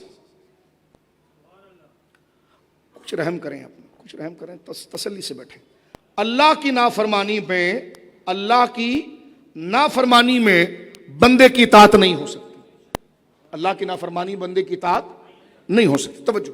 اب سرکار نے جو پہلے ممبر پر جب پہلے اس کے سٹیپ پر جب پاؤں رکھا اور پر جب حضور علیہ پاؤں رکھا تو ارشاد کیا فرمایا کہ جبریل نے یہ بد دعا دی تھی کہ ہلاک اور برباد ہو جائے وہ شخص کہ جو رمضان کا مہینہ پائے اور روزہ رکھ کر اپنی مغفرت نہ کرائے. حضور نے فرمایا آمین. جن کی نعتیں ہم پڑھ رہے ہیں نا الحمدللہ، انہوں نے اس بد دعا پر آمین کہا ہے. اللہ. پھر حضور سید عالم صلی اللہ علیہ وسلم فرماتے ہیں تم نے دیکھا کہ میں نے جب پھر قدم رکھا تو کہا یا رسول اللہ پھر آپ نے آمین کیوں فرمایا؟ فرمایا اس لیے کہ مجھے جبریل نے یہ کہا کہ ہلاک ہو جائے، برباد ہو جائے وہ شخص جس کے سامنے آپ کا نام لیا جائے اور وہ آپ پر درود نہ پڑے. بربادی سے میں اور آپ بچیں اور باوز بلند درود پڑھیں. اللہم صلی علی سیدنا مولانا محمد مبارک وسلم صلاۃ و سلام. ہم درود کو کیا سمجھتے ہیں؟ یہ باقاعدہ بد دعا، کیونکہ یہ قدر والی چیز ہے. اگر ایک امتی اس کی قدر نہ جان سکے تو وہ رب سے کیا نعمت مانگ رہا ہے. تسبیحات وظیفہ تقریر کے دوران پڑھنا ناجائز ہے، یہ بھی شریعت کا حکم ہے. غور کیجیے. تو اب آپ دیکھیے کہ درود پاک، غور کیجیے گا، درود پاک کی اہمیت اور قدر یہ ہے کہ اس کا اکرام اگر نہ کیا جائے تو اس پر جبریل بد دعا کرتے ہیں اور رسول اللہ اس کی بربادی کے لیے آمین کہتے ہیں. پھر یہ حاکم و ترمذی کی روایت ہے، رسول کریم نے ارشاد فرمایا کہ جب میں نے تیسری دفعہ جب اس پر قدم رکھا تو میرے صحابہ تم نے سنا میں نے آمین کہا. فرمایا کہ مجھ سے جبریل نے کہا کہ جس شخص کے سامنے اس کے والدین یا دونوں میں سے کوئی ایک بڑھاپے میں ہو، جس شخص کے سامنے اس کے والدین یا دونوں میں سے کوئی ایک اس کو بڑھاپے میں پائے اور وہ ان کی خدمت کر کے جنت میں داخل نہ ہو تو خدا کہ اللہ کی طرف سے وہ بندہ بھی ہلاک ہو. تو رسول کریم صلی اللہ علیہ وسلم فرمایا آمین. تو یہاں تین چیزوں کی اہمیت واضح ہوئی ہے، جہاں درود شریف کی کثرت صلی اللہ علیہ وسلم، اور اس میں یہ سمجھ لیجئے سرکار کا نام مبارک اصل نام ہے احمد صلی اللہ علیہ وسلم اور محمد صلی اللہ علیہ وسلم. حدیث پاک کے اندر ہے کہ بندہ برباد ہو جائے گا تو ہونٹ ہلانے میں کون سی مصیبت آتی ہے؟ برکت ہی ہے. زبان بولنے سے ایسی کیا سستی کاہلی ہے. اور اس لیے حضور علیہ الصلوۃ والسلام نے اللہ رب العالمین سے جن چیزوں سے پناہ مانگی ہے اس میں ایک سستی ہے کہ آنکھیں کھلی ہے، بندہ چپ رہتا ہے، اس کو پتہ ہی نہیں کہ کن کا ذکر ہو رہا ہے، اس کو پتہ ہی نہیں کیا ہو رہا ہے. نعت سامنے ٹیلی ویژن پر چل رہی ہے، ٹانگیں اس نے ادھر ہی گنبد خضرا کی طرف کی ہوئی ہے، اس کو یہ احساس ہی نہیں کہ سامنے مناظر کیا آ رہے ہیں، وہ کیا سن رہا ہے. تو درود پاک کے اندر یہ خیال کریں کہ جہاں سرکار علیہ الصلوۃ والسلام کا نام مبارک، اصلی نام مبارک جو ہمارے وہاں مشہور زیادہ ہے، یوں تو حضور علیہ الصلوۃ والسلام کے 99 سے زیادہ نام ہیں صفاتی نام، لیکن اصل نام جو حضور علیہ الصلوۃ والسلام کا سرکار نے فرمایا زمین پر میرا نام محمد ہے صلی اللہ علیہ وسلم اور آسمان پر احمد ہے صلی اللہ علیہ وسلم. اب یہ جو سن لیجئے بڑے آسان انداز میں عرض کر رہا ہوں، یہ جو نام ہے محمد و احمد صلی اللہ علیہ وسلم، یہ حضور کا اصلی نام ہے. یہ حضور آپ کے صفات ہیں، سرکار آپ کے صفات وصفی نام، حضور سید عالم نور مجسم آقا، یہ تمام صفاتی نام ہیں. ادھر اگر درود پڑھنے میں تھوڑی خاموشی کر گیا تو بچت ہے، لیکن جو اصلی نام ہے، اصل نام، اس میں ذات محمد اور احمد صلی اللہ علیہ وسلم، اس کا 3 حکم ہے. ایک حکم تو اس کا یہ ہے کہ جب لیا جائے تو ہر دفعہ درود پڑھا جائے. جتنی دفعہ مجلس میں نام محمد صلی اللہ علیہ وسلم، نام احمد صلی اللہ علیہ وسلم، یہ نام اس میں ذات ہے. مثلا غور کیجئے اب آپ کو سمجھانے کے لیے سادہ بچے بیٹھے ہیں، ہم تو سمجھانے کے لیے حاضر ہیں، خود بھی سمجھنے کے لیے، لیکن آپ بھی ذرا مجلس کی قدر کیجئے اور بات کو سمجھنے کی کوشش کیجئے۔ دیکھیں، ایک بندے کا نام ہے عبداللہ، یہ اس کا اصلی نام ہے جو اس کے ماں باپ نے رکھا ہے، ٹھیک ہے، لیکن وہ حافظ بھی ہے، تو اب کہا حافظ عبداللہ۔ وہ حاجی بھی ہے تو حافظ حاجی عبداللہ، تو عبداللہ جو ہے وہ اس کا اصل نام ہے، اور اس کے صفاتی ناموں میں حاجی ہونا، حافظ ہونا یہ ہے۔ تو اسی طرح حضور سید عالم کے اس میں ذات میں جو اصل نام ہے محمد صلی اللہ علیہ وسلم، احمد صلی اللہ علیہ وسلم، اس کے علاوہ اور بھی، لیکن جو ہمارے وہاں زیادہ ہماری زبانوں پر آتے ہیں، تو یہ نام پھر سن لیجئے جاگتے ہوئے بڑی تمیز کے ساتھ، ہوش کے ساتھ، کیونکہ بربادی کی بددعا ہے یہاں پر۔ تو وہ ہے کس نام پر اصلاً مطالبہ درود پاک کا ہے؟ وہ اس میں ذات پر ہے۔ چاہیے تو ہر ایک صفات پر بھی درود پڑھے، آقا علیہ الصلوۃ والسلام، سرکار علیہ الصلوۃ والسلام، سید عالم علیہ الصلوۃ والسلام، ٹھیک ہے، لیکن جب نام خاص آ جائے گا حضور کا، کیا ہے؟ محمد صلی اللہ علیہ وسلم، احمد صلی اللہ علیہ وسلم۔ جاگے امت، جاگے اور سمجھے۔ یہ نام مبارک جب آئے گا جو حضور کا علیہ الصلوۃ والسلام کا، یہ حضور جو میں کہہ رہا ہوں یہ بھی صفاتی نام، لیکن محمد آ جائے گا صلی اللہ علیہ وسلم تو پھر تو درود پڑھنا پڑے گا۔ کہا یہ نام اگر بار بار مجلس میں آئے، کیونکہ بار بار کوئی خطیب نام لے رہا ہے حضرت محمد رسول اللہ صلی اللہ علیہ وسلم، تو اب یہ حضرت محمد صلی اللہ علیہ وسلم جو فرما، محمد رسول اللہ صلی اللہ علیہ وسلم جو فرما رہا ہے، تو بار بار نام آ رہا ہے، تو علماء نے کہا کہ یہ بار بار نام آئے تو بار بار درود پڑھنا یہ سعادت ہے۔ اس میں سستی کرنا یہ سخت محرومی ہے، اور غیر ضروری سمجھنا اسلام سے نکل جائے گا، کیونکہ یہ اطاعت اور بے ادبی کے اندر آئے گا۔ تو یہ جناب ہمارے آقا کریم علیہ الصلوۃ والسلام کے مبارک نام کی اللہ نے اتنی عزت رکھی ہے، تو ان کی ذات مبارکہ جو نام کا اسم کا مسمى ہے اس کی کیا شان آگے۔ تو لہٰذا میں اس لیے بچوں سے بھی یہ کہتا ہوں جو اسکول پڑھتے ہیں، عموماً ہمارے وہاں اساتذہ توجہ نہیں دیتے، یا معذرت کے ساتھ استاد کی خود تربیت نہیں ہوتی، اور وہ اسلامیات اور دینیات کے استاذ بن جاتے ہیں۔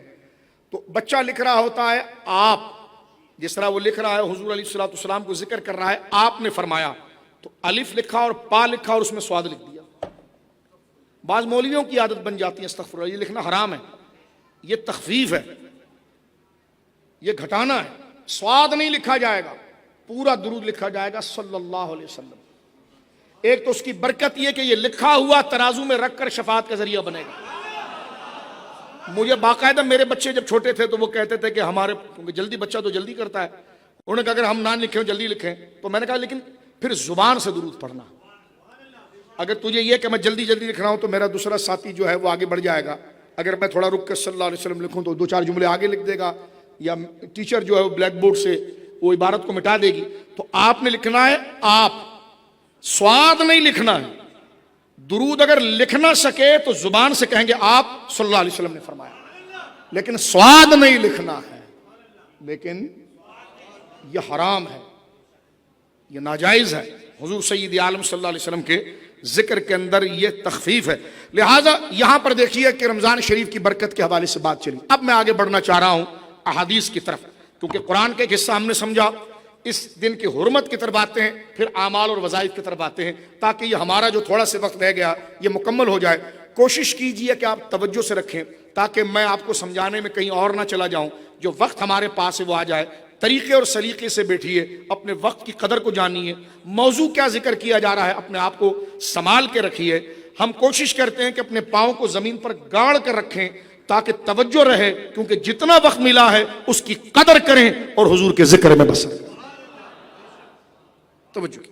لہٰذا اب آئیے حضور سے دیکھیں، اسلام وہ ہے، یہ 12 مہینے، ہر مہینے کی کوئی نہ کوئی شان اور قدر ہے، جیسے شعبان کی ہے، رجب کی ہے، لیکن میرے بزرگ دوستو رمضان شریف وہ مبارک مہینہ ہے، رسول کریم صلی اللہ علیہ وسلم سے اتنا منضبط، اتنا مربوط، اتنا مکمل، اتنا عظیم، اتنے فضائل کے ساتھ کسی مہینے کے حوالے سے حضور نے باقاعدہ خطبے کے طور پر کسی مہینے کی شان بیان نہیں کی۔ اگر مکمل، منضبط، مربوط، پوری شان کے ساتھ طویل خطبہ ایک ہی موضوع پر اگر کسی مہینے پر دیا ہے تو وہ رمضان پر دیا. اس سے آپ اندازہ لگائیں. اور میں اس خطبے کو پڑھنے سے پہلے بات بتا دوں, یہ میرے سامنے نسائی شریف ہے, اس کی بابو فضل و شہر رمضان. حضرت ابو ہریرہ کہتے ہیں حضور کا یہ معمول تھا صلی اللہ علیہ وسلم کہ سرکار کریم علیہ الصلوۃ والسلام جب رمضان آتا یبشر اصحابہ, سرکار اپنے صحابہ کو مبارکباد دیتے تھے. یہ کسی اور مہینے کے لیے نہیں, یہ رمضان شریف کے لیے. حضور سید عالم اپنے صحابہ کو مبارکباد دیتے اور ارشاد فرماتے یقول قد جاءکم شہر رمضان شہر مبارک.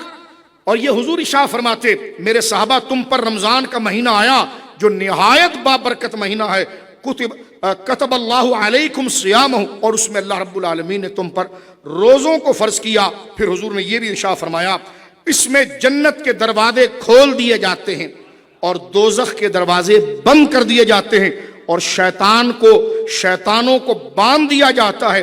اس میں ایک رات میرے صحابہ جو 1000 مہینوں سے افضل ہے.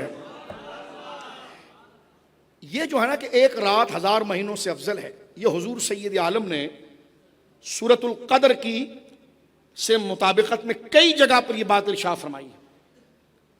لیکن یہ جملہ ہمیں کسی اور جگہ پر نظر نہیں آتا جہاں حضور نے باقاعدہ صحابہ کو پکڑ پکڑ کر مبارکباد دی, رمضان شریف کے آنے کی مبارکباد دی کہ یہ برکت والا مہینہ.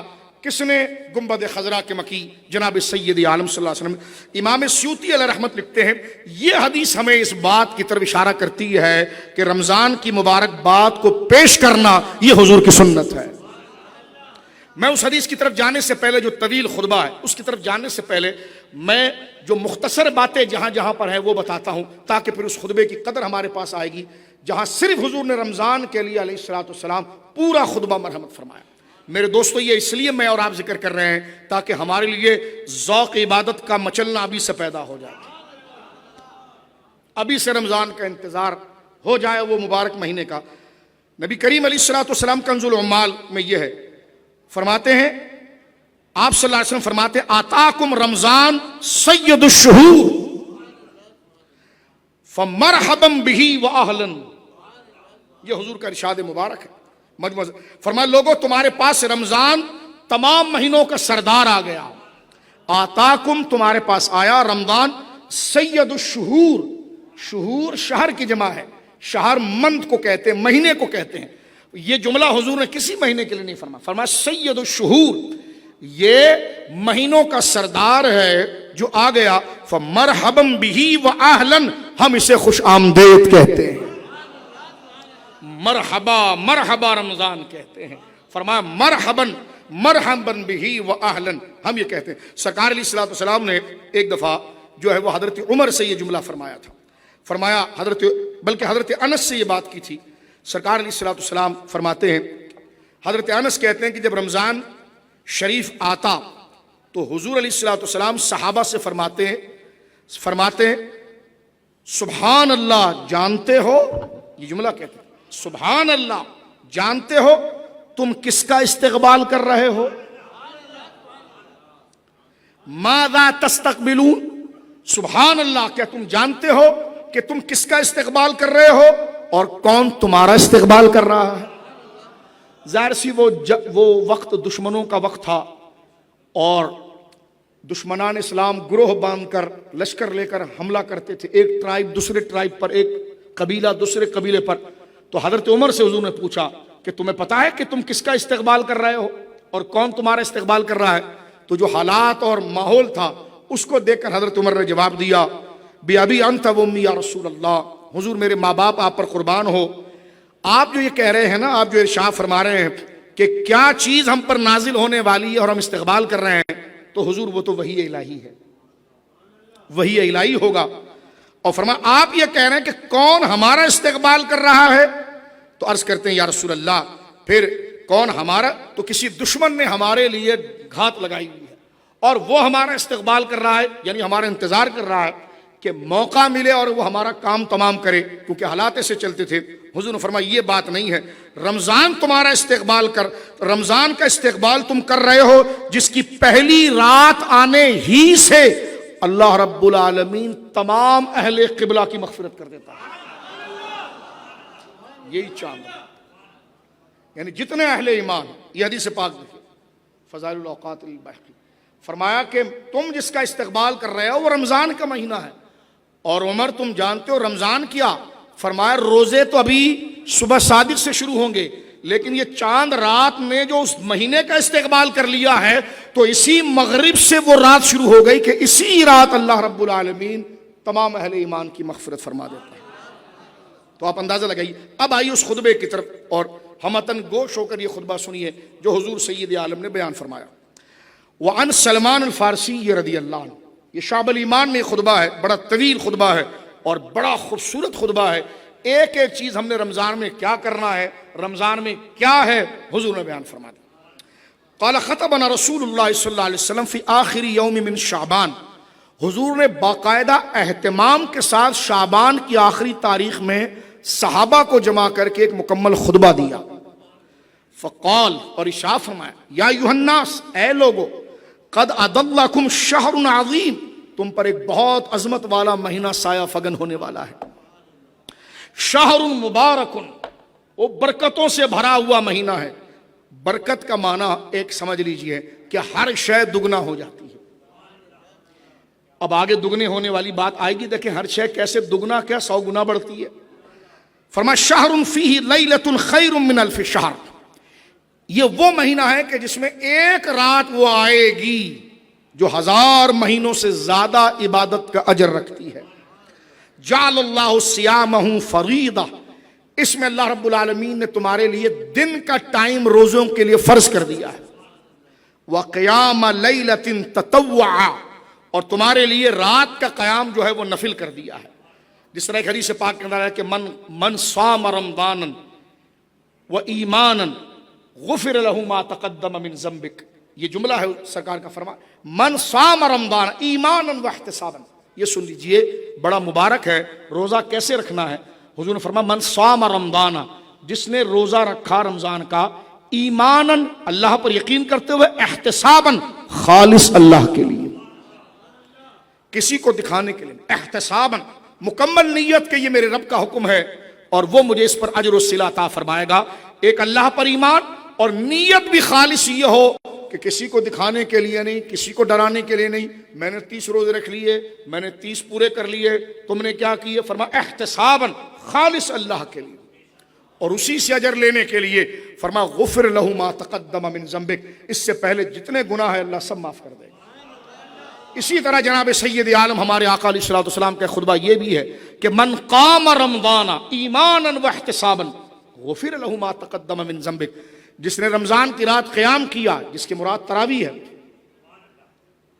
غفر لہ ما تقدم من ذنبک، اللہ نے اس کے پہلے سارے گناہوں کو معاف کر دیا.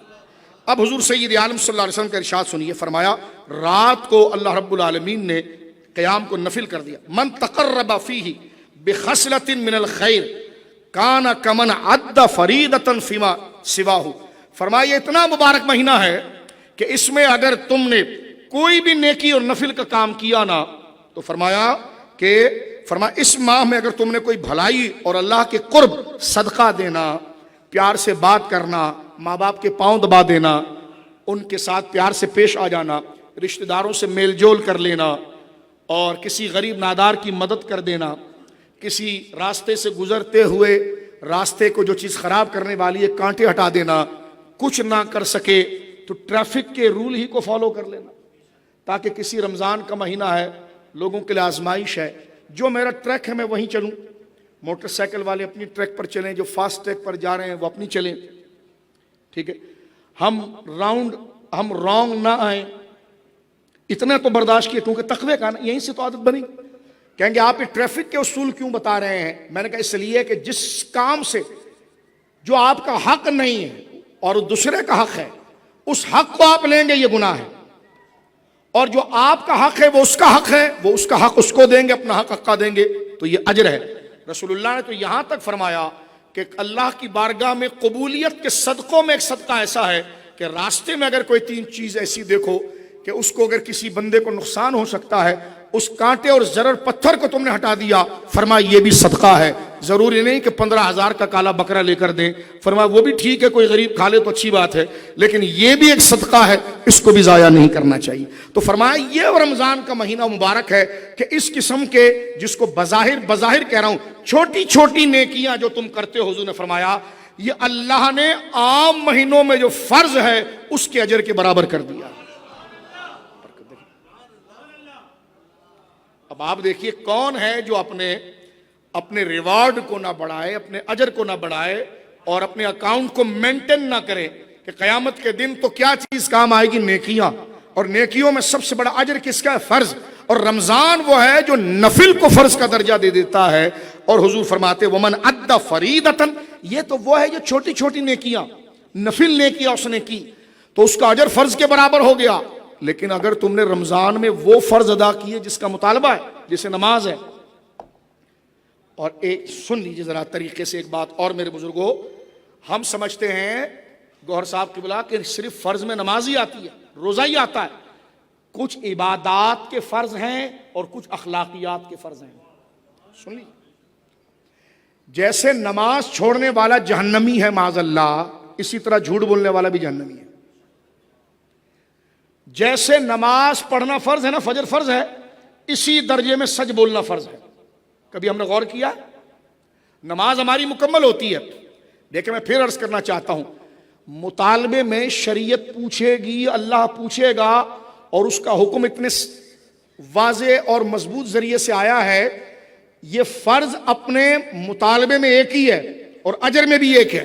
مثلا ہم سمجھتے ہیں بندے پر کیا فرض ہے, انہوں نے کہا یہ نماز فرض ہے. نماز فرض تو عبادات میں, اخلاق میں کیا ہے؟ سچ. پھر میں سادے انداز میں کہوں میرے دوستوں اپنے اور آپ کو سمجھانے کے لیے کہ ہم ایک فرض کو پکڑ رہے ہوتے ہیں اور اسی کے درجے کا دوسرا فرض اس کو چھوڑتے ہیں. ہم سمجھتے ہیں کہ رمضان کے روزے رکھ لیں تو جہنم سے بچ جائیں گے کیونکہ فرض ادا کر لیا. ٹھیک سمجھتے ہیں. ہم نے رمضان کے ہم نے فرض نمازیں پڑھ لی, رمضان کے روزے رکھ لیے, صاحب زکوٰۃ تھے, صاحب نصاب تھے, زکوٰۃ دے دی, صاحب استطاعت تھے, حج کر لیا, تو فرض تو ہم نے ادا کر لیا. اس کے بعد تراویح پوری پڑھ لی, فرض پڑھ لی, دکان پر آ کر ہم ملاوٹ کا مال بیچ رہے ہیں, کم تول رہے ہیں, ذخیرہ اندوزی کر رہے ہیں, جھوٹ بول کر بیچ رہے ہیں, روڑوں پر لوگوں پر لڑ رہے ہیں اور گالیاں دے رہے ہیں, اگلے کے حق پر. مثال کے طور پر وہ بندے کا گھر کا دروازہ ہے, گیٹ ہے, اس کے آگے گاڑی پارک کر دیا آپ نے. اب وہ کب نکلے گا؟ یہ اس کا حق تھا نا, اس کا دروازہ, وہ کیسے جائے گا؟ تو جس طرح یہ جو نماز فرض, روزہ فرض ہے نا, میں آپ کو واضح طور پر کہہ رہا ہوں, پوری دنیا میری گفتگو سن رہی ہے اور بڑی ذمہ داری سے ایک دن کا طالب علم ہونے کی حیثیت کر رہا ہوں, یہ اخلاقیات بھی اسی درجے کے فرض ہیں. نماز چھوڑنے پر اگر جہنم ہے تو ملاوٹ پر بھی جہنم کی اتنی ہی سزا ہے, جھوٹ پر بھی اتنی ہی سزا ہے, کرپشن پر اتنی ہی سزا ہے. گندم تم ظالموں نے پورے سندھ کے گوداموں سے غائب کر دی, اب آٹے کا ریٹ اوپر جائے گا, باہر سے منگایا جائے گا. توجہ ہے, رمضان پیکج. میں نے کہا اس جیسے روزہ فرض تھا نا, ایسے ہی لوگوں کی امانت فرض تھی. یہ جو افطار پارٹی تم نے کرائی وہ بھی کسی کے حرام کے پیسے سے, جس سے سموسے منگائے اس کو بھی بل نہیں ملا. توجہ ہے آپ کی. یا اس نے 1 لاکھ روپے کا ڈیکوریشن لگا کر تم سے کوئی 50 لاکھ کی فائل سائن کروانی ہے, وہ بھی فراڈ, یہ بھی فراڈ. تو تم رب کو نہیں دھوکہ دے رہے, اپنے آپ کو دھوکہ دے رہے ہو. اور زندگی تیزی سے گزر رہی ہے, مرنے کے بعد پھر یہ وزیر اپنی قبروں کے اوپر گنبد بناتے ہیں. وہ گنبد بھی مریض کی دوائی کے پیسے کا ہوتا ہے, KMC کے بجٹ کا ہوتا ہے. پھر کہتے ہیں جی 5 کلومیٹر دور سے نظر آ رہا ہے. میں نے کہا جہنم پر پل بنا رہے ہو, اس ایک ایک چیز کا جواب دینا پڑے گا. او گنبد سے کچھ نہیں ہوتا, سادی قبر بھی ہو, عمل اچھے ہو, لوگ اگر پاؤں رکھ کر بھی جائے پھر بھی خدا بخش دے گا. یہ کیا بناوٹ میں اور آپ کر رہے ہیں میرے دوستو. ہم اس معاشرے میں شریک ہیں. غور کیجئے, رمضان شریف آ رہا ہے اور گنبد اولیاء کے لیے ہوتے ہیں. گنبد ان کے بنتے ہیں جن کی پوری زندگی نیکی کے ساتھ گزری ہوئی ہو. اور سن لیجئے توجہ کے ساتھ, گنبد ایک نشانی ہے, ایک علامت ہے, ایک سمبل کی کہ یہ قبر اللہ کے ایسے نیک بندے کی ہے جس نے اللہ کا بھی حق ادا کیا پوری زندگی, بندوں کا بھی حق ادا کیا, اور یہ وہ بندہ ہے اللہ اکبر جس نے اپنی زندگی میں نہ اللہ کو ناراض کیا نہ بندوں کو ناراض کیا. آپ قبرستانوں میں جائیے، جو مالدار مرے اس پر گنبد وصیت کر کے جاتے ہیں کہ بچوں کو وراثت ملے نہ ملے، بیٹے یہ ماربل یہ لگانا، کیا کرے گا ماربل لگوا کر؟ وہی حق جس بچے کا ہے، ان کی وراثت کا ہے یا بیٹیوں کا ہے یا بیٹوں کا ہے، یہ لوگوں کا تو نے قرضہ لیا ہوا ہے وہ دے دے، وہی اصل گنبد ہے. کیونکہ گنبد قبر والے کو سایہ نہیں دیتا، وہ نیک ہوگا تو اس کے عمل خود سایہ دیں گے. تو پھر گنبد کس کے لیے بنایا؟ ہم نے کہا ان کے لیے بنایا جو زندے آ کر بیٹھتے ہیں تو ان کو گرمی نہ لگے اور وہ سکون سے بیٹھ کر قرآن پڑھیں، وہ سایہ ان کے لیے ہے، قبر والے کے لیے نہیں. گنبد کی دو وجہ ہوتی ہے، ایک وجہ یہ کہ اشارہ ہو کہ یہاں پر اللہ کا ایسا نیک بندہ آرام کر رہا ہے، کوئی توہین نہ کر جائے، کوئی، کیونکہ یہ نیک جگہیں دعا کی قبولیت کی ہوتی ہے، کوئی ضائع نہ کر جائے. تو گنبد علامت ہے، اشارہ ہے، سمبل ہے ایسا کہ یہاں پر اللہ کا وہ نیک بندہ ہے جس نے نہ کبھی اللہ کو ناراض کیا نہ بندوں کو ناراض کیا، اس نے ہمیشہ اللہ کو بھی راضی کیا، بندوں کو بھی راضی کیا. تو لوگ کہتے ہیں یار چلو جس نے اللہ کو راضی کیا ہے، آج میں اس کے قبر کے سرہانے کھڑے ہو کر، قدموں میں کھڑے ہو کر کہوں مولا میں تو کوئی ڈھنگ کے کام نہ کر سکا، مجھے بھی ایسا نیک بنا دے، مجھے بھی ایسی عادت دے دے. لیکن وہ کتنا دیر کھڑا رہے گا؟ ایک تو گنبد علامت ہو گئی، دوسرا ہے کہ وہ کھڑا رہے، کیونکہ زندہ ہے نا، زندہ تو وہ بھی اپنے اعتبار سے ہے، اس میں حرج نہیں، لیکن بات میں کر رہا ہوں یہ جو اس کو پسینہ آ رہا ہے، اگر وہ پسینہ آئے گا، گرمی ہوگی اور ماحول ایسا ہوگا تو بندہ احساس اور جذبات کے ساتھ، انوائرمنٹ اور ماحول کے ساتھ چلتا ہے، اس کا دل بھی نہیں لگے گا. تو اس لیے پنکھے لگا دیے جاتے ہیں، گنبد بنا دیا جاتا ہے تاکہ اس کو دھوپ نہ لگے، تو سکون سے تھوڑی سورہ یاسین بھی وہ دل لگا کر پڑھ سکے، دعا بھی دل لگا سکے. تو یہ مقصد ہوتا ہے گنبد کا، چودراہٹ دکھانا نہیں ہوتی ہے. تو اب آپ دیکھیے میرے دوستو بزرگوں، اسی طرح میں عرض کر رہا ہوں جیسے نماز فرض ہے ویسے سچ بولنا فرض ہے، جیسے رمضان کے روزے فرض ہیں اسی درجے کا فرض پورا تولنا ہے. کیونکہ جس رب نے قرآن رمضان، کسی سے پوچھئے روزے تو نہیں چھوڑتا، روزہ کیوں فرض ہے؟ اس نے کہا ارے مولانا صاحب قرآن میں اللہ نے کہا ہے. میں نے کہا اسی قرآن میں اسی رب نے کہا ہے پورا تول، اسی قرآن میں پورے رب نے کہا، اسی رب نے کہا ماں باپ کے ساتھ خدمت کر، اسی قرآن میں اسی ایک ہی رب نے فرمایا جس نے روزے فرض کی، نماز فرض کی، اس نے کہا سچ بول، جھوٹ نہیں بول. تو یہ کیا ہے کہ جناب روزے والا فرض لے لیا جائے، اخلاق والا فرض چھوڑ دیا جائے، یہ ہم خود کو دھوکہ دے رہے ہیں. آگے بڑھیے میرے دوستوں بزرگوں، بات سمجھ میں آ گئی آپ کی؟ تو آج یہ عہد کرو نہ روزے چھوڑیں گے اور نہ سچ بولنا چھوڑیں گے، سچ بھی بولیں گے روزہ بھی رکھیں گے، پورا تولیں گے بھی اور روزہ بھی رکھیں گے، ٹھیک ہے؟ اور گلی محلے میں کسی کی اذیت کا باعث نہیں بنیں گے. وہ اگلے نے بھی تو روزہ رکھا ہے نا میرے بھائی، تو اس کی گاڑی کے آگے پارک کر رہا ہے، اب گاڑیاں جا رہی ہیں، وہ مین روڈ میں موٹر سائیکل پارک کر کے جا رہا ہے. یہ کون سی نیکی ہے؟ یہ کیا ہم زندہ لاش کی طرح اپنی زندگی گزار رہے ہیں؟ نور ہمارے سامنے موجود ہے لیکن ہماری زندگی روشن نہیں ہو پا رہی کیونکہ ہم میں طلب نہیں ہے. بندے کو پیاس نہ لگے نا تو ٹھنڈا شربت بھی پلاؤ تو مزہ نہیں آتا، وہ ہاتھ ہمارا ہے کہ ہمارے سامنے نور موجود ہے لیکن ہمیں طلب ہی نہیں ہے. لیکن جس کو طلب ہوتی ہے نا تو سادہ پانی بھی اس کو شربت کا مزہ دیتا ہے. تو طلب پیدا ہونی چاہیے کہ خدا کو کیا جواب دیں گے اور زندگی کتنی تیزی کے ساتھ میری اور آپ کی گزر رہی ہے. تو میرے دوستو بزرگوں، لہٰذا جمعے کا دن ہے، جمعہ پڑھنے جا رہے ہیں، وہ ایک جو رانگ سائیڈ آ رہے ہیں، مسجد جہاں پر ہے تو دروازے پر پارکنگ کر رہے ہیں، ساتھ میں کسی غریب مسلمان کا گھر ہے، اس نیت سے کہ یار مسجد قریب ہے تو مسجد کے قریب میں نے گھر اس لیے لیا ہے کہ اللہ کے گھر کی نماز آسانی ہو جائے. اور یہ آدمی اس کے لیے زحمت یہ بنتا ہے کہ جب بھی جمعہ آتا ہے اس کے منہ کے آگے گاڑی کھڑا کر کے جاتا ہے. مجھے باقاعدہ میری مسجد کے آگے رو کر بندے نے کہا کہ میری ماں بوڑھی ہے، اس وقت مجھے ایمبولینس میں لے جانا ہوتا ہے. میں درجنوں دفعہ اپنی مسجد میں یہ کہہ چکا ہوں اور خود بھی اللہ کی توفیق سے اللہ میری بھی خطائیں معاف فرمائے، کوشش کرتا ہوں کہ جناب پارکنگ کی جو جگہ ہے وہ کی جائے، لیکن کم سے کم اسپتال کے آگے ہارن بجانا، مزاروں کے آگے ہارن بجانا، ٹھیک ہے، اور جناب ایسی جگہ پر پارک کر دینا کہ جو بیچارہ کیسے سروائیو کرے گا وہ اس کا حق ہے. تو یہ چیزیں ہیں لعلکم تتقون. روزہ اس لیے ہے کہ تم تقوی والے بن جاؤ. حضور نے فرمایا اگر صرف پیاسا رہے بھوکا رہے لیکن جھوٹ نہ چھوڑے غیبت نہ چھوڑے تو اللہ کو تیرے پیاسا رہنے کی حضور فرماتے ہیں کوئی پرواہ نہیں ہے. رب جو تبدیلی چاہ رہا ہے ظالم تو ظالم سمجھ نہیں رہا. پیاسا رکھ کر تجھے احساس دلا رہا ہے, بھوکا رکھ کر تجھے کسی بھوکے کا احساس دلوانا ہے. کیونکہ ایک مالدار آدمی ہے, اس نے تو کبھی بھوکا رہا ہی نہیں ہے, تو اس کو بھی بھوکا رکھ کے بتایا گیا کہ غریب کی بھوک کیسی ہوتی ہے. اور غریب بھی اتنا گویا کہ ننا کاکا نہ بن جائے کہ سارے حق میرے لیے ہیں. تیرا بھی حق ہے, تو بھی لوگوں کے لیے درد سر نہ بن. جس کے کارخانے میں کام کر رہا ہے تو چوریاں نہ کر. 8 گھنٹے کی ڈیوٹی ہے تو ڈیوٹی پوری دے. اور یہ نہ کہ میں تو مزدور ہوں. جہاں مالک پکڑا جائے گا تیرا حق نہ دینے کی وجہ سے, وہاں صرف غریب ہونے کی وجہ سے تو نہیں بچے گا. یہ تقسیم اللہ کی طرف سے, اس کو دے کر آزما رہا ہے, تجھے نہیں دے کر آزما رہا ہے. ہمارا رونا ہے یہ غریب ہے, یہ تو امیر ہے, اور امیر بولے اس کی حیثیت کیا ہے میرے آگے بات کرے. تو یہ مسئلہ عدل کا ہے. توجہ ہے آپ کی. اس لیے قرآن نے فرمایا گواہی دو. ہنسنا نہیں, ہنسیں تو پھر آئندہ مجلس میں نہ آئے, ہم پر بوجھ نہ کریں, گھر میں آرام کریں آپ. ہم بات سرکار کریم کی کر رہے ہیں, سخت دل ہمارے اتنے ہیں, اس پر بھی ہمارے منہ سے ہنسی نکلتی ہے. یہ روزے کی قبولیت میں ہے. مثلا غور کیجیے آپ, میں ایک مثال یہاں پر دے کر حدیث مکمل کرتا ہوں. بقرعید کا جب دن آتا ہے ہمارے وہاں 6 لاکھ کا بیل, 4 لاکھ کا بیل, بہت اچھی بات ہے. کہتے جی حدیث پاک میں ہے کہ حسین ہونا چاہیے.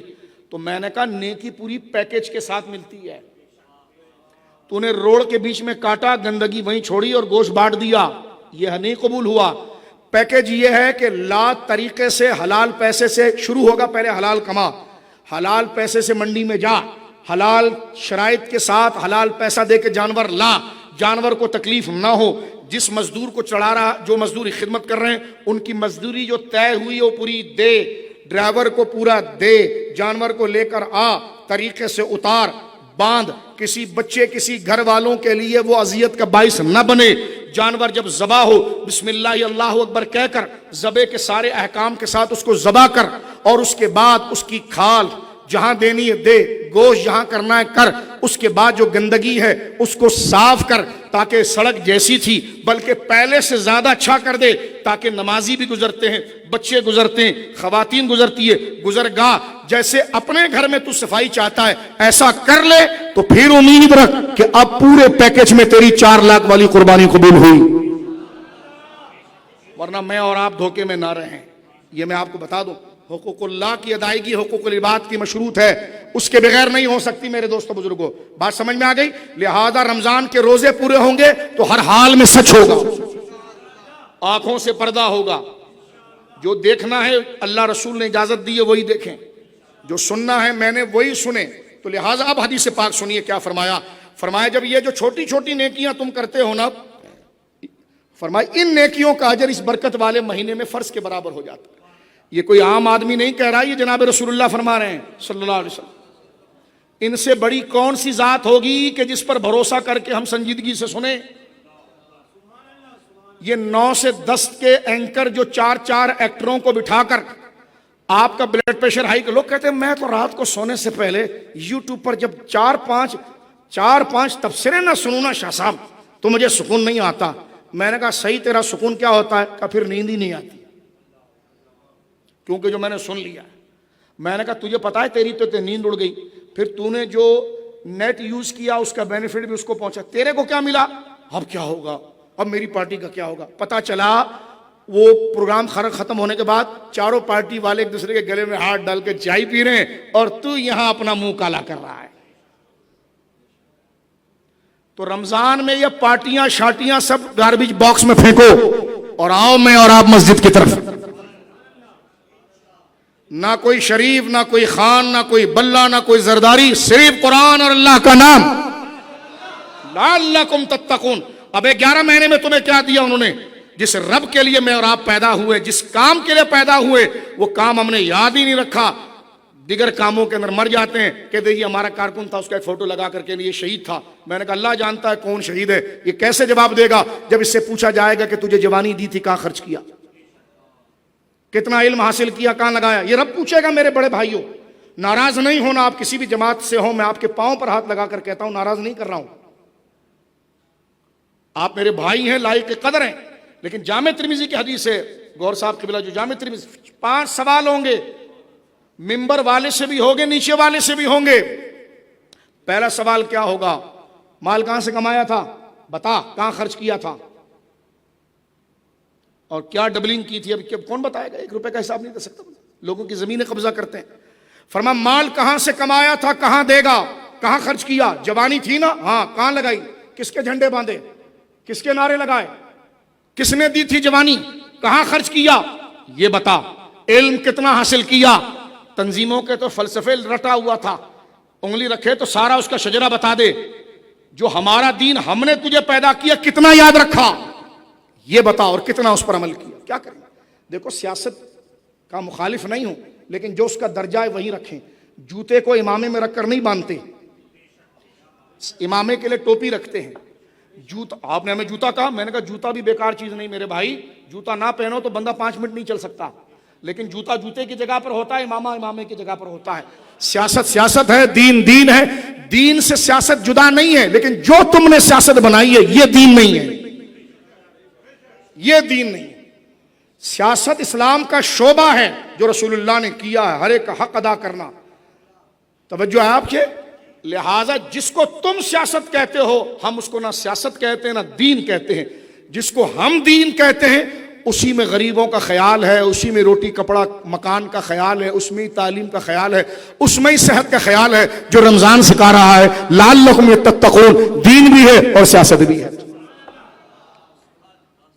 توجہ ہے آپ کی؟ حدیث پاک سنیے میرے دوستوں بزرگوں، بلکہ اس سے پہلے یہ حدیث میں یہاں پر روکتا ہوں کیونکہ بڑی جامع حدیث ہے۔ میں ایک حدیث پاک آپ کی خدمت میں عرض کرتا ہوں جو اس فلسفے میں، کتنا وقت رہ گیا، بس یہ آخری روایت سنیے، موضوع تو بڑا طویل ہے سمجھنے کے حوالے سے، کیونکہ یہ تربیت کا مہینہ ہے، اور تربیت ہماری کس طرح ہوگی اور کس طریقے سے ہم ان تمام چیزوں کو انجام دیں گے۔ اور روزہ وہ عبادت جس کے بارے میں اللہ کہتا ہے وَأَنَا أَجْزِي بِهِ، میں خود روزے دار کی جزا ہوں۔ انما یوفی الصابرون اجرہم بغیر حساب، اللہ فرماتا ہے سورہ زمر میں، صرف صبر کرنے والا ایسا ہے، اللہ اکبر، جس کو میں پورا پورا اجر دوں گا، اور اس کا اجر پورا ہوگا اور بغیر حساب کے ہوگا۔ اب میں بھاگا تفسیر کی طرف، یہ اعلان اللہ نے کسی کے لیے نہیں کیا، فرما انما یوفی الصابرون اجرہم، کہ اللہ رب العالمین صبر کرنے والے کو پورا اجر دے گا بغیر حساب، اور کاؤنٹنگ نہیں ہوگی کہ 700 دوں گا، 7,000 دوں گا، 7 لاکھ دوں گا، 7 کروڑ دوں گا، 7 ارب دوں گا، فرمانی بغیر حساب۔ میں حیران ہوا ایک طالب علم ہونے کی حیثیت سے، اور اپنی آخرت کے معاملے سے ڈرتے ہوئے میں نے کتابیں اٹھائی، یہ کون لوگ ہیں جن سے اللہ کا وعدہ ہے اور اللہ وعدے کے خلاف کبھی نہیں کرتا، ان اللہ لا یخلف المیعاد، اللہ وعدے کے خلاف کبھی نہیں کرتا۔ مجھے جستجو، حرص، کیونکہ بھکاری ہے نا، بھکاری کو جب سخی کی بات آ جائے تو بھیک کے لیے بھاگتا ہے۔ میں نے جب سورہ زمر کی غالباً یہ آیت نمبر 10 ہے، یہ جب پڑھی کہ انما یوفی الصابرون اجرہم بغیر حساب، اللہ فرماتا ہے صرف صبر کرنے والا ایک بندہ ایسا ہے جس کو میں اس کے عمل کا پورا پورا حساب دوں گا بغیر حساب۔ 1 گناہ نہیں، میں نے 1 گناہ کب کہا؟ 10 گناہ مولا، میں نے 10 گناہ کب کہا؟ میں نے کہا یا اللہ 700 گنا، فرمایا میں نے 700 گنا کب کہا؟ یا اللہ کروڑوں گنا، فرمایا میں نے کب کہا کروڑوں گنا؟ میں تو کہہ رہا ہوں بغیر حساب، بندے کے اندر گننے کی طاقت نہیں ہوگی، اتنا دوں گا۔ کس کو؟ صبر والے کو۔ اللہ کی عزت کی قسم، جب میں نے تفسیر اٹھائی مفسرین نے لکھا اس سے مراد ہی روزے دار ہے، یہ آیت روزے دار کے لیے ہے۔ میرے بھائی کچھ سمجھ پائے آپ؟ اتنی بڑی بشارت قرآن میں، فرمایا صرف روزے دار، کیونکہ صبر کرنے چل چلاتی گرمی ہوتی ہے، شہوات عروج پر ہوتی ہے، لیکن وہ صبح صادق سے لے کر غروب آفتاب تک عبادت کی نیت کے ساتھ کھانا پینا اور مجامعات کو چھوڑتا ہے اور صبر کرتا ہے، اگلا اس کو چھیڑتا ہے، وہ کہتا بھائی میں روزے دار ہوں مجھ سے نہیں لڑو، اگلا اس سے الجھتا ہے، وہ کہتا بھائی میں روزے دار ہوں مجھ سے نہیں الجھو، حالانکہ وہ اس کو جواب دے سکتا ہے لیکن صبر کرتا ہے۔ اللہ فرماتا ہے دیکھو اللہ فرماتا ہے یہ جو تو نے صبر کیا ہے نا تو انما یوفی الصابرون اجرہم بغیر حساب. ایک واحد صبر کرنے والا ایک بندہ ایسا ہے، یہ اس پر اتنا ریوارڈ ہے. رب کہتا بغیر حساب. میں تو دیوانہ ہوا اور میں نے کہا یار تفسیریں اٹھاؤ، یہ صبر کرنے والے کون ہیں جن کو خدا بغیر حساب کے دے گا. بغیر حساب سے مراد اس کو کائنات مل کر نہیں گن سکتی، ایک بندے کو صبر. میں نے کہا یہ صبر والے کون ہیں؟ کون صبر والا یہ کون ہے؟ جب اٹھا کر دیکھا تو فرمایا یار روزے دار کے صبر کی بات ہو رہی ہے. تو میں اور تو منہ نہیں بند کر سکتے، اپنی آنکھوں سے شرم نہیں کر سکتے. اتنا کریم رب نے اعلان کر دیا ہے. ہاں اللہ اکبر. اب میرے دوستو بزرگوں توجہ فرمائیے آپ، اور یہ حدیث پاک، بلکہ یہ میرے سامنے حدیث پاک موجود ہے، یہ میں پڑھتا ہوں اور میری بہنیں ذرا توجہ سے سنیں اور میرے بھائی سارے سنیں، پھر یہ خطبہ مکمل ہو جائے گا. کیونکہ دیکھیں یہ حدیث پاک صحیح بخاری شریف میں ہے، صحیح بخاری شریف 893 یہ حدیث پاک سنیے. یہ میری بہنوں کے لیے بھی ہے، بھائیوں کے لیے بھی ہے، تاجر کے لیے بھی ہے، مزدور کے لیے بھی ہے، چوکیدار کے لیے بھی ہے. سنیے رمضان لعلکم تتقون. حضرت عبداللہ ابن عمر کہتے ہیں رسول کریم کو فرماتے ہوئے سنا کہ تم میں ہر شخص اپنے ماتحت لوگوں کا نگہبان ہے. تم میں سے ہر شخص اپنے نیچے والوں کا واچ مین ہے، چوکیدار ہے، رسپانسبل ہے. چوکیدار سے پوچھا جاتا ہے جب تو تھا تو اندر یہ کیوں ہوا؟ یہ بخاری شریف کی حدیث ہے. سنیے رمضان شریف میں حدیث مجھے اور آپ کو یاد رہنی چاہیے، میری بہنیں بھی سنیں اور بھائی بھی سنیں. سب گھر ٹھیک ہو سکتا ہے، ہمارا سارا نظام ٹھیک ہو سکتا ہے جب میں اور آپ ٹھیک ہونا چاہیں تو. رسول کریم نے، اور کیوں ٹھیک نہیں ہوں گے؟ بعد میں مرنے کے بعد سوئم کی دیگوں سے ہم ٹھیک ہو جائیں گے؟ وہ تو کھانا جو کھا کر گیا اس کا پیٹ بھرا. جو تو نے زندگی غافل کیا سوئم نہیں بخشوائے گا. سوئم احصال ثواب ہے، جائز ہے، لیکن یہ نہیں ہو سکتا کہ جان بوجھ کے تو نے کفر اور گناہ کے کام کیے ہوئے ہوں اور تو سمجھے کہ میں بعد میں پیسہ چھوڑ جاؤں، اور پیسے بھی چوری کے چھوڑ گئے، کسی کے کھائے ہوئے چھوڑ گئے. صدقہ دیجئے جناب، صدقے کے بکرے کاٹیے تو جناب مریض صحیح ہو جاتا ہے، عمر لمبی ہو جاتی ہے. وہ بکرے بھی چوری کے لا کر کاٹے.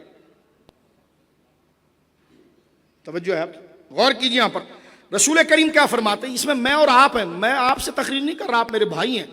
میرے اور آپ کے سامنے آئینہ یہ دین کا ہے جس میں میں اور آپ اپنی شکل دیکھ رہے ہیں.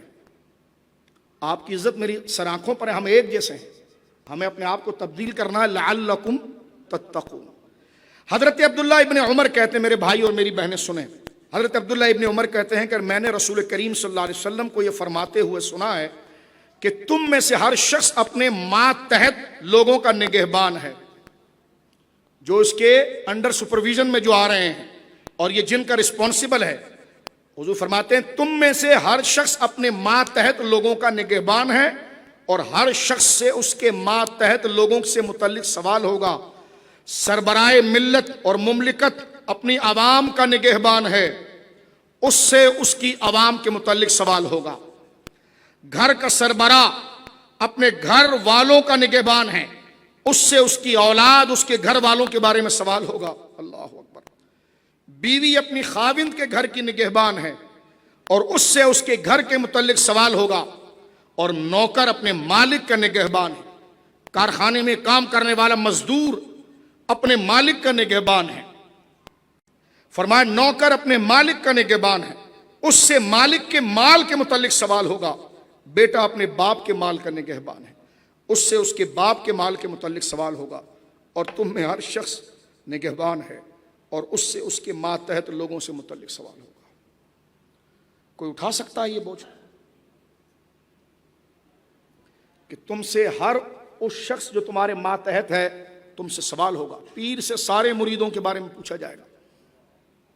ہاتھ چموانے والے کو ہر بوسے کے بارے میں پوچھا جائے گا. ہر چیف جسٹس کو اس کے ہر ماتحت کے بارے میں پوچھا جائے گا. تو عدالتیں ان کے لیے کھول رہا ہے جو تیرے باپ ہیں، اور یہاں قوم مر رہی ہے لیکن کچھ نہیں ہوگا. انشاءاللہ قبر سب بتا دے گی ثاقب نثار نے کیا کیا اور دیگر نے کیا کیا. ہر عالم سے اس کے مقتدی کے بارے میں پوچھا جائے گا. اپنے ممبر کے ساتھ، اپنے عہدے کے ساتھ بندے کو سنسیئر ہونا چاہیے. بات سچ بات کرے، آپ کو دھکا مار کے عہدے سے ہٹا دیں، آپ تو بری زما ہو گئے نا، عہدہ ہی نا میرے پاس. لیکن اگر عہدہ ہے تو آپ بات کریں گے اور ضروری بات کریں گے. لوگ کہتے نہیں جناب افراد تیار کرو. میں نے کہا خود کی آخرت سنوار. خدا نے تجھے افراد بنانے کے لیے نہیں کہا, خود کو بنانے کے لیے کہا ہے. اگلے کو بنانے کے چکر میں خود چوروں کے ساتھ بیٹھتا ہے. میرے اور آپ کو عادت یہ ہے کہ میں اس کو نیک کر دوں. تو پہلے تو خود نیک ہو, اس کی نیکی, اس کو نیک کر, منع نہیں ہے کر, لیکن اس کو نیک کرنے میں تو حرام میں پڑے گا تو تیرے لیے یہ نیکی کافی ہے کہ تو خود حرام کام نہ کر. ایک صحابی نے پوچھا حضور سب سے بڑا صدقہ کیا ہے؟ فرمایا نیکی کا حکم دینا. فرمایا صدقے میں سے ایک حکم ہے کہ نیکی کا حکم دینا اور برائی سے رکنا. وہ کہے حضور اور اگر میں نیکی کی بات نہ کر سکوں تو؟ فرمایا خود ہی برائی سے بچ جا, یہی صدقہ ہے. کتنی قیمتی بات سید عالم نے فرمائی. بات میرے دوستوں بزرگوں ختم کرتا ہوں. سرکار نے فرمایا یہ چھوٹی چھوٹی نیکیاں ہیں نا, یہ رمضان میں, کیونکہ یہ مکمل حدیث ہو جائے ریکارڈ ہے. سلمان فارسی کہتے ہیں کہ رسول کریم صلی اللہ علیہ وسلم نے شعبان کے آخر میں خطبہ دیا. فرمایا اے لوگو تم پر ایک عظیم مہینہ سایہ فگن ہونے والا ہے, شہر مبارک, اور وہ مبارک مہینہ ہے شہر فیہ لیلۃ خیر من الف شہر, اس میں ایک رات ایسی ہے جو 1000 مہینوں سے زیادہ بہتر ہے.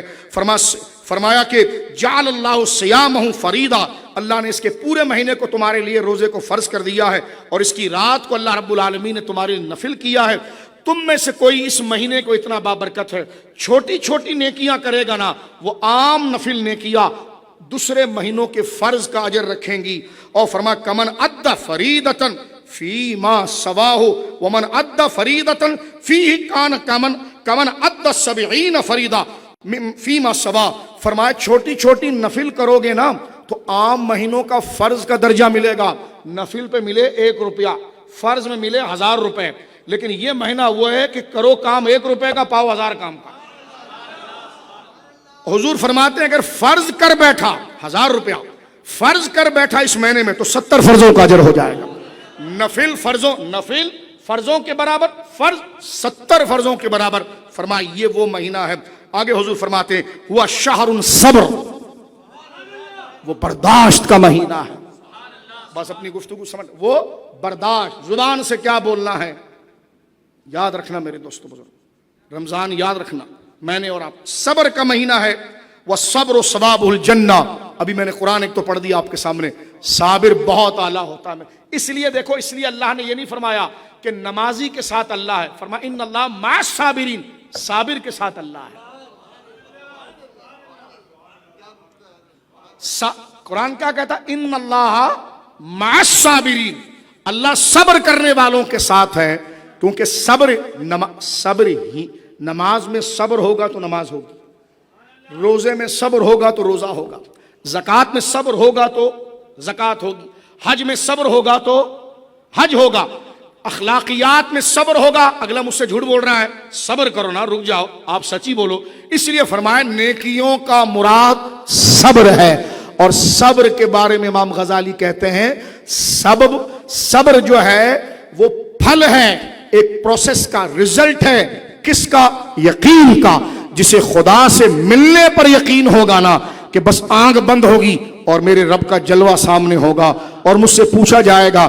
جسے مرنے پر یقین, صبر پر یقین ہوگا نا, جسے مرنے پر یقین اور رب کے حضور پیش ہونے پر یقین ہوگا تو خود صبر کا نتیجہ آئے گا. آپ موٹر سائیکل چلا رہے ہیں, سامنے گڑھا کھدا ہے, آپ کو یقین ہے کہ گیا تو مر جاؤں گا, وہیں آپ نے بریک مارا. یہ بریک مارنا صبر تھا کیونکہ ہلاکت کا یقین تھا. تو جسے رب سے ملاقات کا یقین ہوگا وہ بریک مارے گا, روکے گا اپنے آپ کو غلط کاموں سے.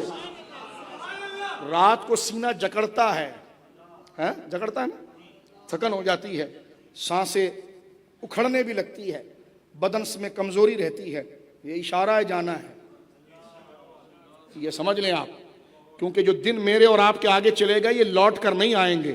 اب بچت کا ایک ہی راستہ ہے, اس دنیا سے زیادہ مزیدار اور مری اور سوئٹزرلینڈ سے زیادہ مزے کی زندگی قبر والی بنانا چاہتے ہو تو اس کا راستہ حضور کا بتایا وہ راستہ ہے, سیدھی سڑک یہ شہر شفاعت نگر کی. حضور فرماتے ہیں وہ شہر و مواسات, یہ غم خواری کا مہینہ ہے. حضور سید عالم نے فرمایا کہ جس نے اپنے مزدور کو ریلیف دیا, جس نے اپنے مزدور کو ریلیف دیا. حضور سید عالم صلی اللہ علیہ وسلم فرماتے ہیں من خففا، جس نے اپنے ملازم کے بوجھ کو ہلکا کیا اللہ اسے بخش دے گا اور دوزخ سے آزاد کر دے گا. اپنی گھر کی ماسیوں پر بھی رحم کریں.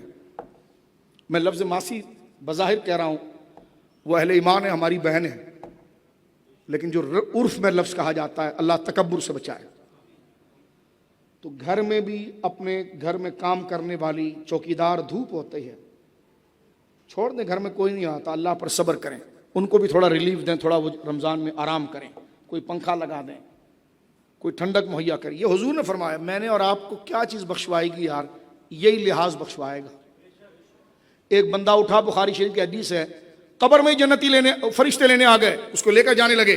اس سے پوچھا کیا کام کرتے ہو؟ رب نے تیرا نام لے کر کہا ہے کہ تجھے پروٹوکول سے لا. انہوں نے کہا بھائی میں سیدھا سادہ آدمی بیپاری ہوں، صرف جاتا تھا مارکیٹ میں دکان کھولتا تھا، سودا بیچ کر آتا تھا. کہا نا تو نے کچھ کیا ضرور ہے. کہا مجھے جو قرضہ مانگنے آتا تھا نا تو میں قرض پر چیز دے دیتا تھا. جب وہ کہتا تھا یار 15 دن ہو گئے ٹائم تو یہ طے پایا تھا لیکن آج 2 دن اور دے دو، تو میں کہتا تھا لے لے. کہ بس یہی ریلیف پر خدا نے تجھے ریلیف دے دیا. بخشنے کے بہانے بہت ہیں میرے دوستوں. فرمایا کہ جو اپنے مزدور کے ساتھ بوجھ میں ہلکا کرے دوزخ سے آزادی. یار کتنا بڑا اجر ہے. صرف اس کو کہہ کہ یار بس تو نے آج ایسا کر تو 4 گھنٹے میں چلے جائیے، یا باہر مت کھڑا رہے یار، یہ پنکھے کے نیچے بیٹھ جائیں. فرمایا دوزخ سے آزادی. لعلکم تتقون. پتا چلا روزہ فرض ہے تو اخلاق بھی اسی درجے کا فرض ہے جہاں دین لے کر جا رہا ہے. اس لیے فرمایا کہ تو اگر صرف بھوکا رہے اور پیاسا رہے اور لوگوں کا خیال نہ رکھے، جبکہ ہم نے روزے کو، بھوک اور پیاس کو ہم نے روزہ سمجھا تھا. رب کے حبیب کہتے ہیں ہمیں اس کی پرواہ نہیں ہے. اللہ کہتا ہے مجھے تیرے بھوکا رہنے کی پرواہ نہیں ہے، بھوکا رہنے کی پرواہ. اور یہ سنیے آخر میں حدیث پاک کا جملہ، کیونکہ حدیث میں مکمل کرتا لیکن یہ رہ گیا. اور حدیث میں آتا ہے جب رمضان آتا نا تو سرکار کی سخاوت جو تھی نا وہ ٹھنڈی ہوا کے جھونکوں کی طرح ہوتی تھی. ٹھنڈی ہوا کے بولیے جھونکوں کی طرح وہ ہوتی. حضرت انس یہ بات کرتے ہیں، فرمایا ایک بندہ آیا حضور کے پاس، مسلم شریف کی حدیث ہے، ایک پہاڑ سے لے کر دوسرے پہاڑ تک بکریاں تھیں. اس نے کہا یہ سب دے دو. اس نے کہا لے جا. وہ چیخ پڑا اپنے قبیلے کو، کہنے لگا کہ یہ محمد رسول ہیں واقعی میں صلی اللہ علیہ وسلم، اور کہا اتنی سخاوت کرتے ہیں کہ ان کو فقیری کا ڈر ہی نہیں ہے. توجہ، میں نے ایک روایت میں نے کچھ دن پہلے پڑھی ہے میرے دوستو کہ دیکھو حضور کا کیا کمال. سید عالمین جن کا قدم خدا کے عرش پر آتا ہے، جن کے پاؤں کے نیچے مبارک پاؤں کے نیچے مٹی لگتی ہے تو عرش والا رب کہتا ہے مجھے اس مٹی کی قسم ہے جو تیرے پاؤں کے نیچے لگتی ہے. اتنا مقام ہے ہمارے آقا کا. اور عاجزی دیکھیے میرے دوستو، اس زمانے میں بادشاہوں کا زمانہ تھا نا، تو بادشاہوں کے غلام ہاتھ باندھے کھڑے ہوتے تھے. آج مرید کھڑا ہے 8 گھنٹے کے بعد پیر صاحب کی گاڑی گزرے گی اور یہ دھوپ میں کھڑا ہے، غلام کا بچہ ہے، خدا کے لیے نہیں کھڑا ہوا، بندے پوج رہا ہے. اس پیر سے بھی خدا پوچھے گا.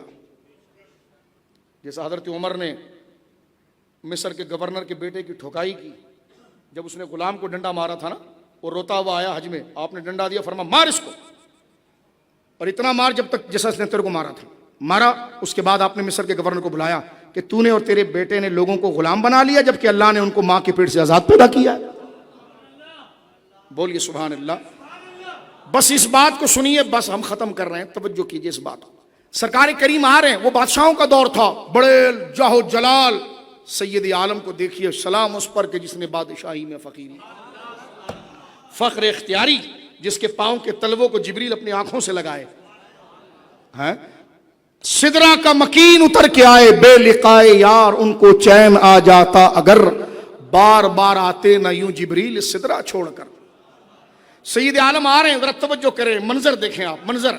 حضور آ رہے ہیں اور ایک غریب غلام کھڑا ہے اور وہ ہاتھ باندھ کے اتردہ، وہ وقف الرجل اتردہ، وہ کہاں پر آئے حضور کو دیکھ کر کہ فاتح مکہ آ رہا ہے.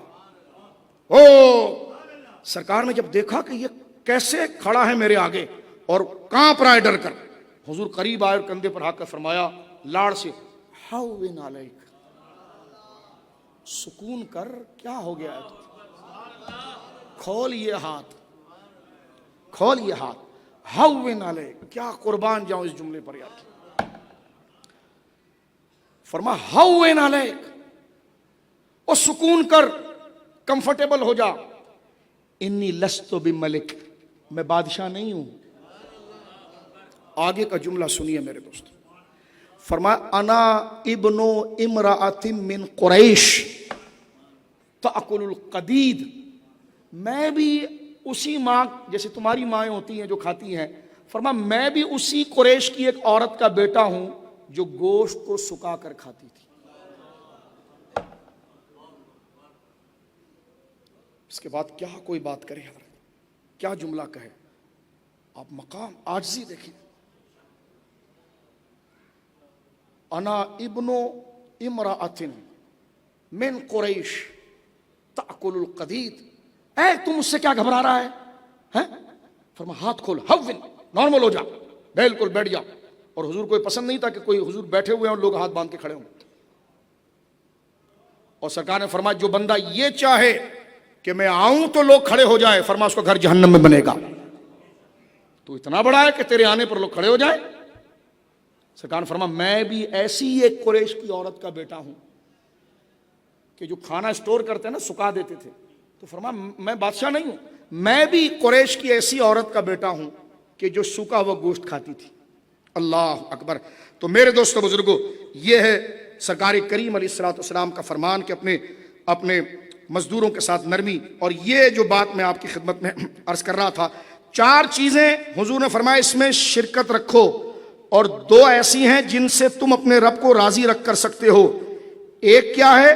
فرمایا کہ 2 چیزیں جس سے تم رب کو راضی رکھ سکتے ہو, اور 2 ایسی ہیں جن کے بغیر تمہارا گزارا نہیں ہو سکتا. وہ 2 چیزیں کیا ہیں جن سے اپنے رب کو راضی کر سکتے ہو؟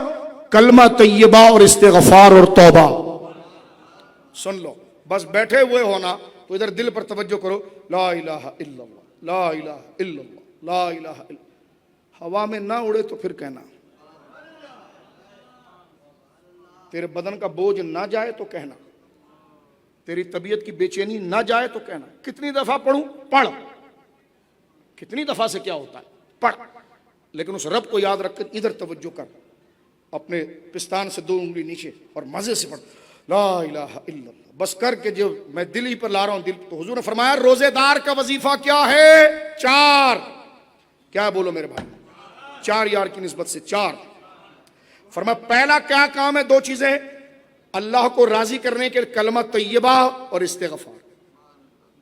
ٹھیک ہے, 2 ہو گئے. اور 2 چیزیں وہ ہیں جس کے بغیر بخشش نہیں ہے. ایک اللہ سے جنت مانگو اور دوزخ سے, اور جنت مانگو اور دوزخ سے اس کے دامن رحمت کی پناہ مانگو. 2 کام کرنے کے ہیں. پہلے کلمہ طیبہ لا الہ الا اللہ, ادھر ہی توجہ کرنا جہاں بتایا تھا, جہاں بتایا تھا وہیں توجہ کرنا. کبھی ادھر توجہ کر کے پڑھ, شہد کو بھول جائے گا, ایئر کنڈیشن کی ٹھنڈی ہوا کو بھول جائے گا. جہاں بتایا وہاں پر کر کے ذرا آواز اٹھا کر بول لا الہ الا اللہ, لا الہ الا اللہ, لا الہ الا اللہ. تو 2 وظیفے ہیں میرے دوستو بزرگوں. ایک ہے کلمہ طیبہ کثرت سے, سبحان اللہ, کلمہ توحید, کلمہ طیبہ کثرت سے. دوسرا استغفار. تیسرا کام یا اللہ جنت دے دے. اور چوتھا کام اللہم اجرنا من النار, جہنم سے بچا لے. یہ جنت کا وظیفہ ہے. لعلکم تتقون, تاکہ تم پرہیزگار بن جاؤ. وآخر دعوانا الحمدللہ.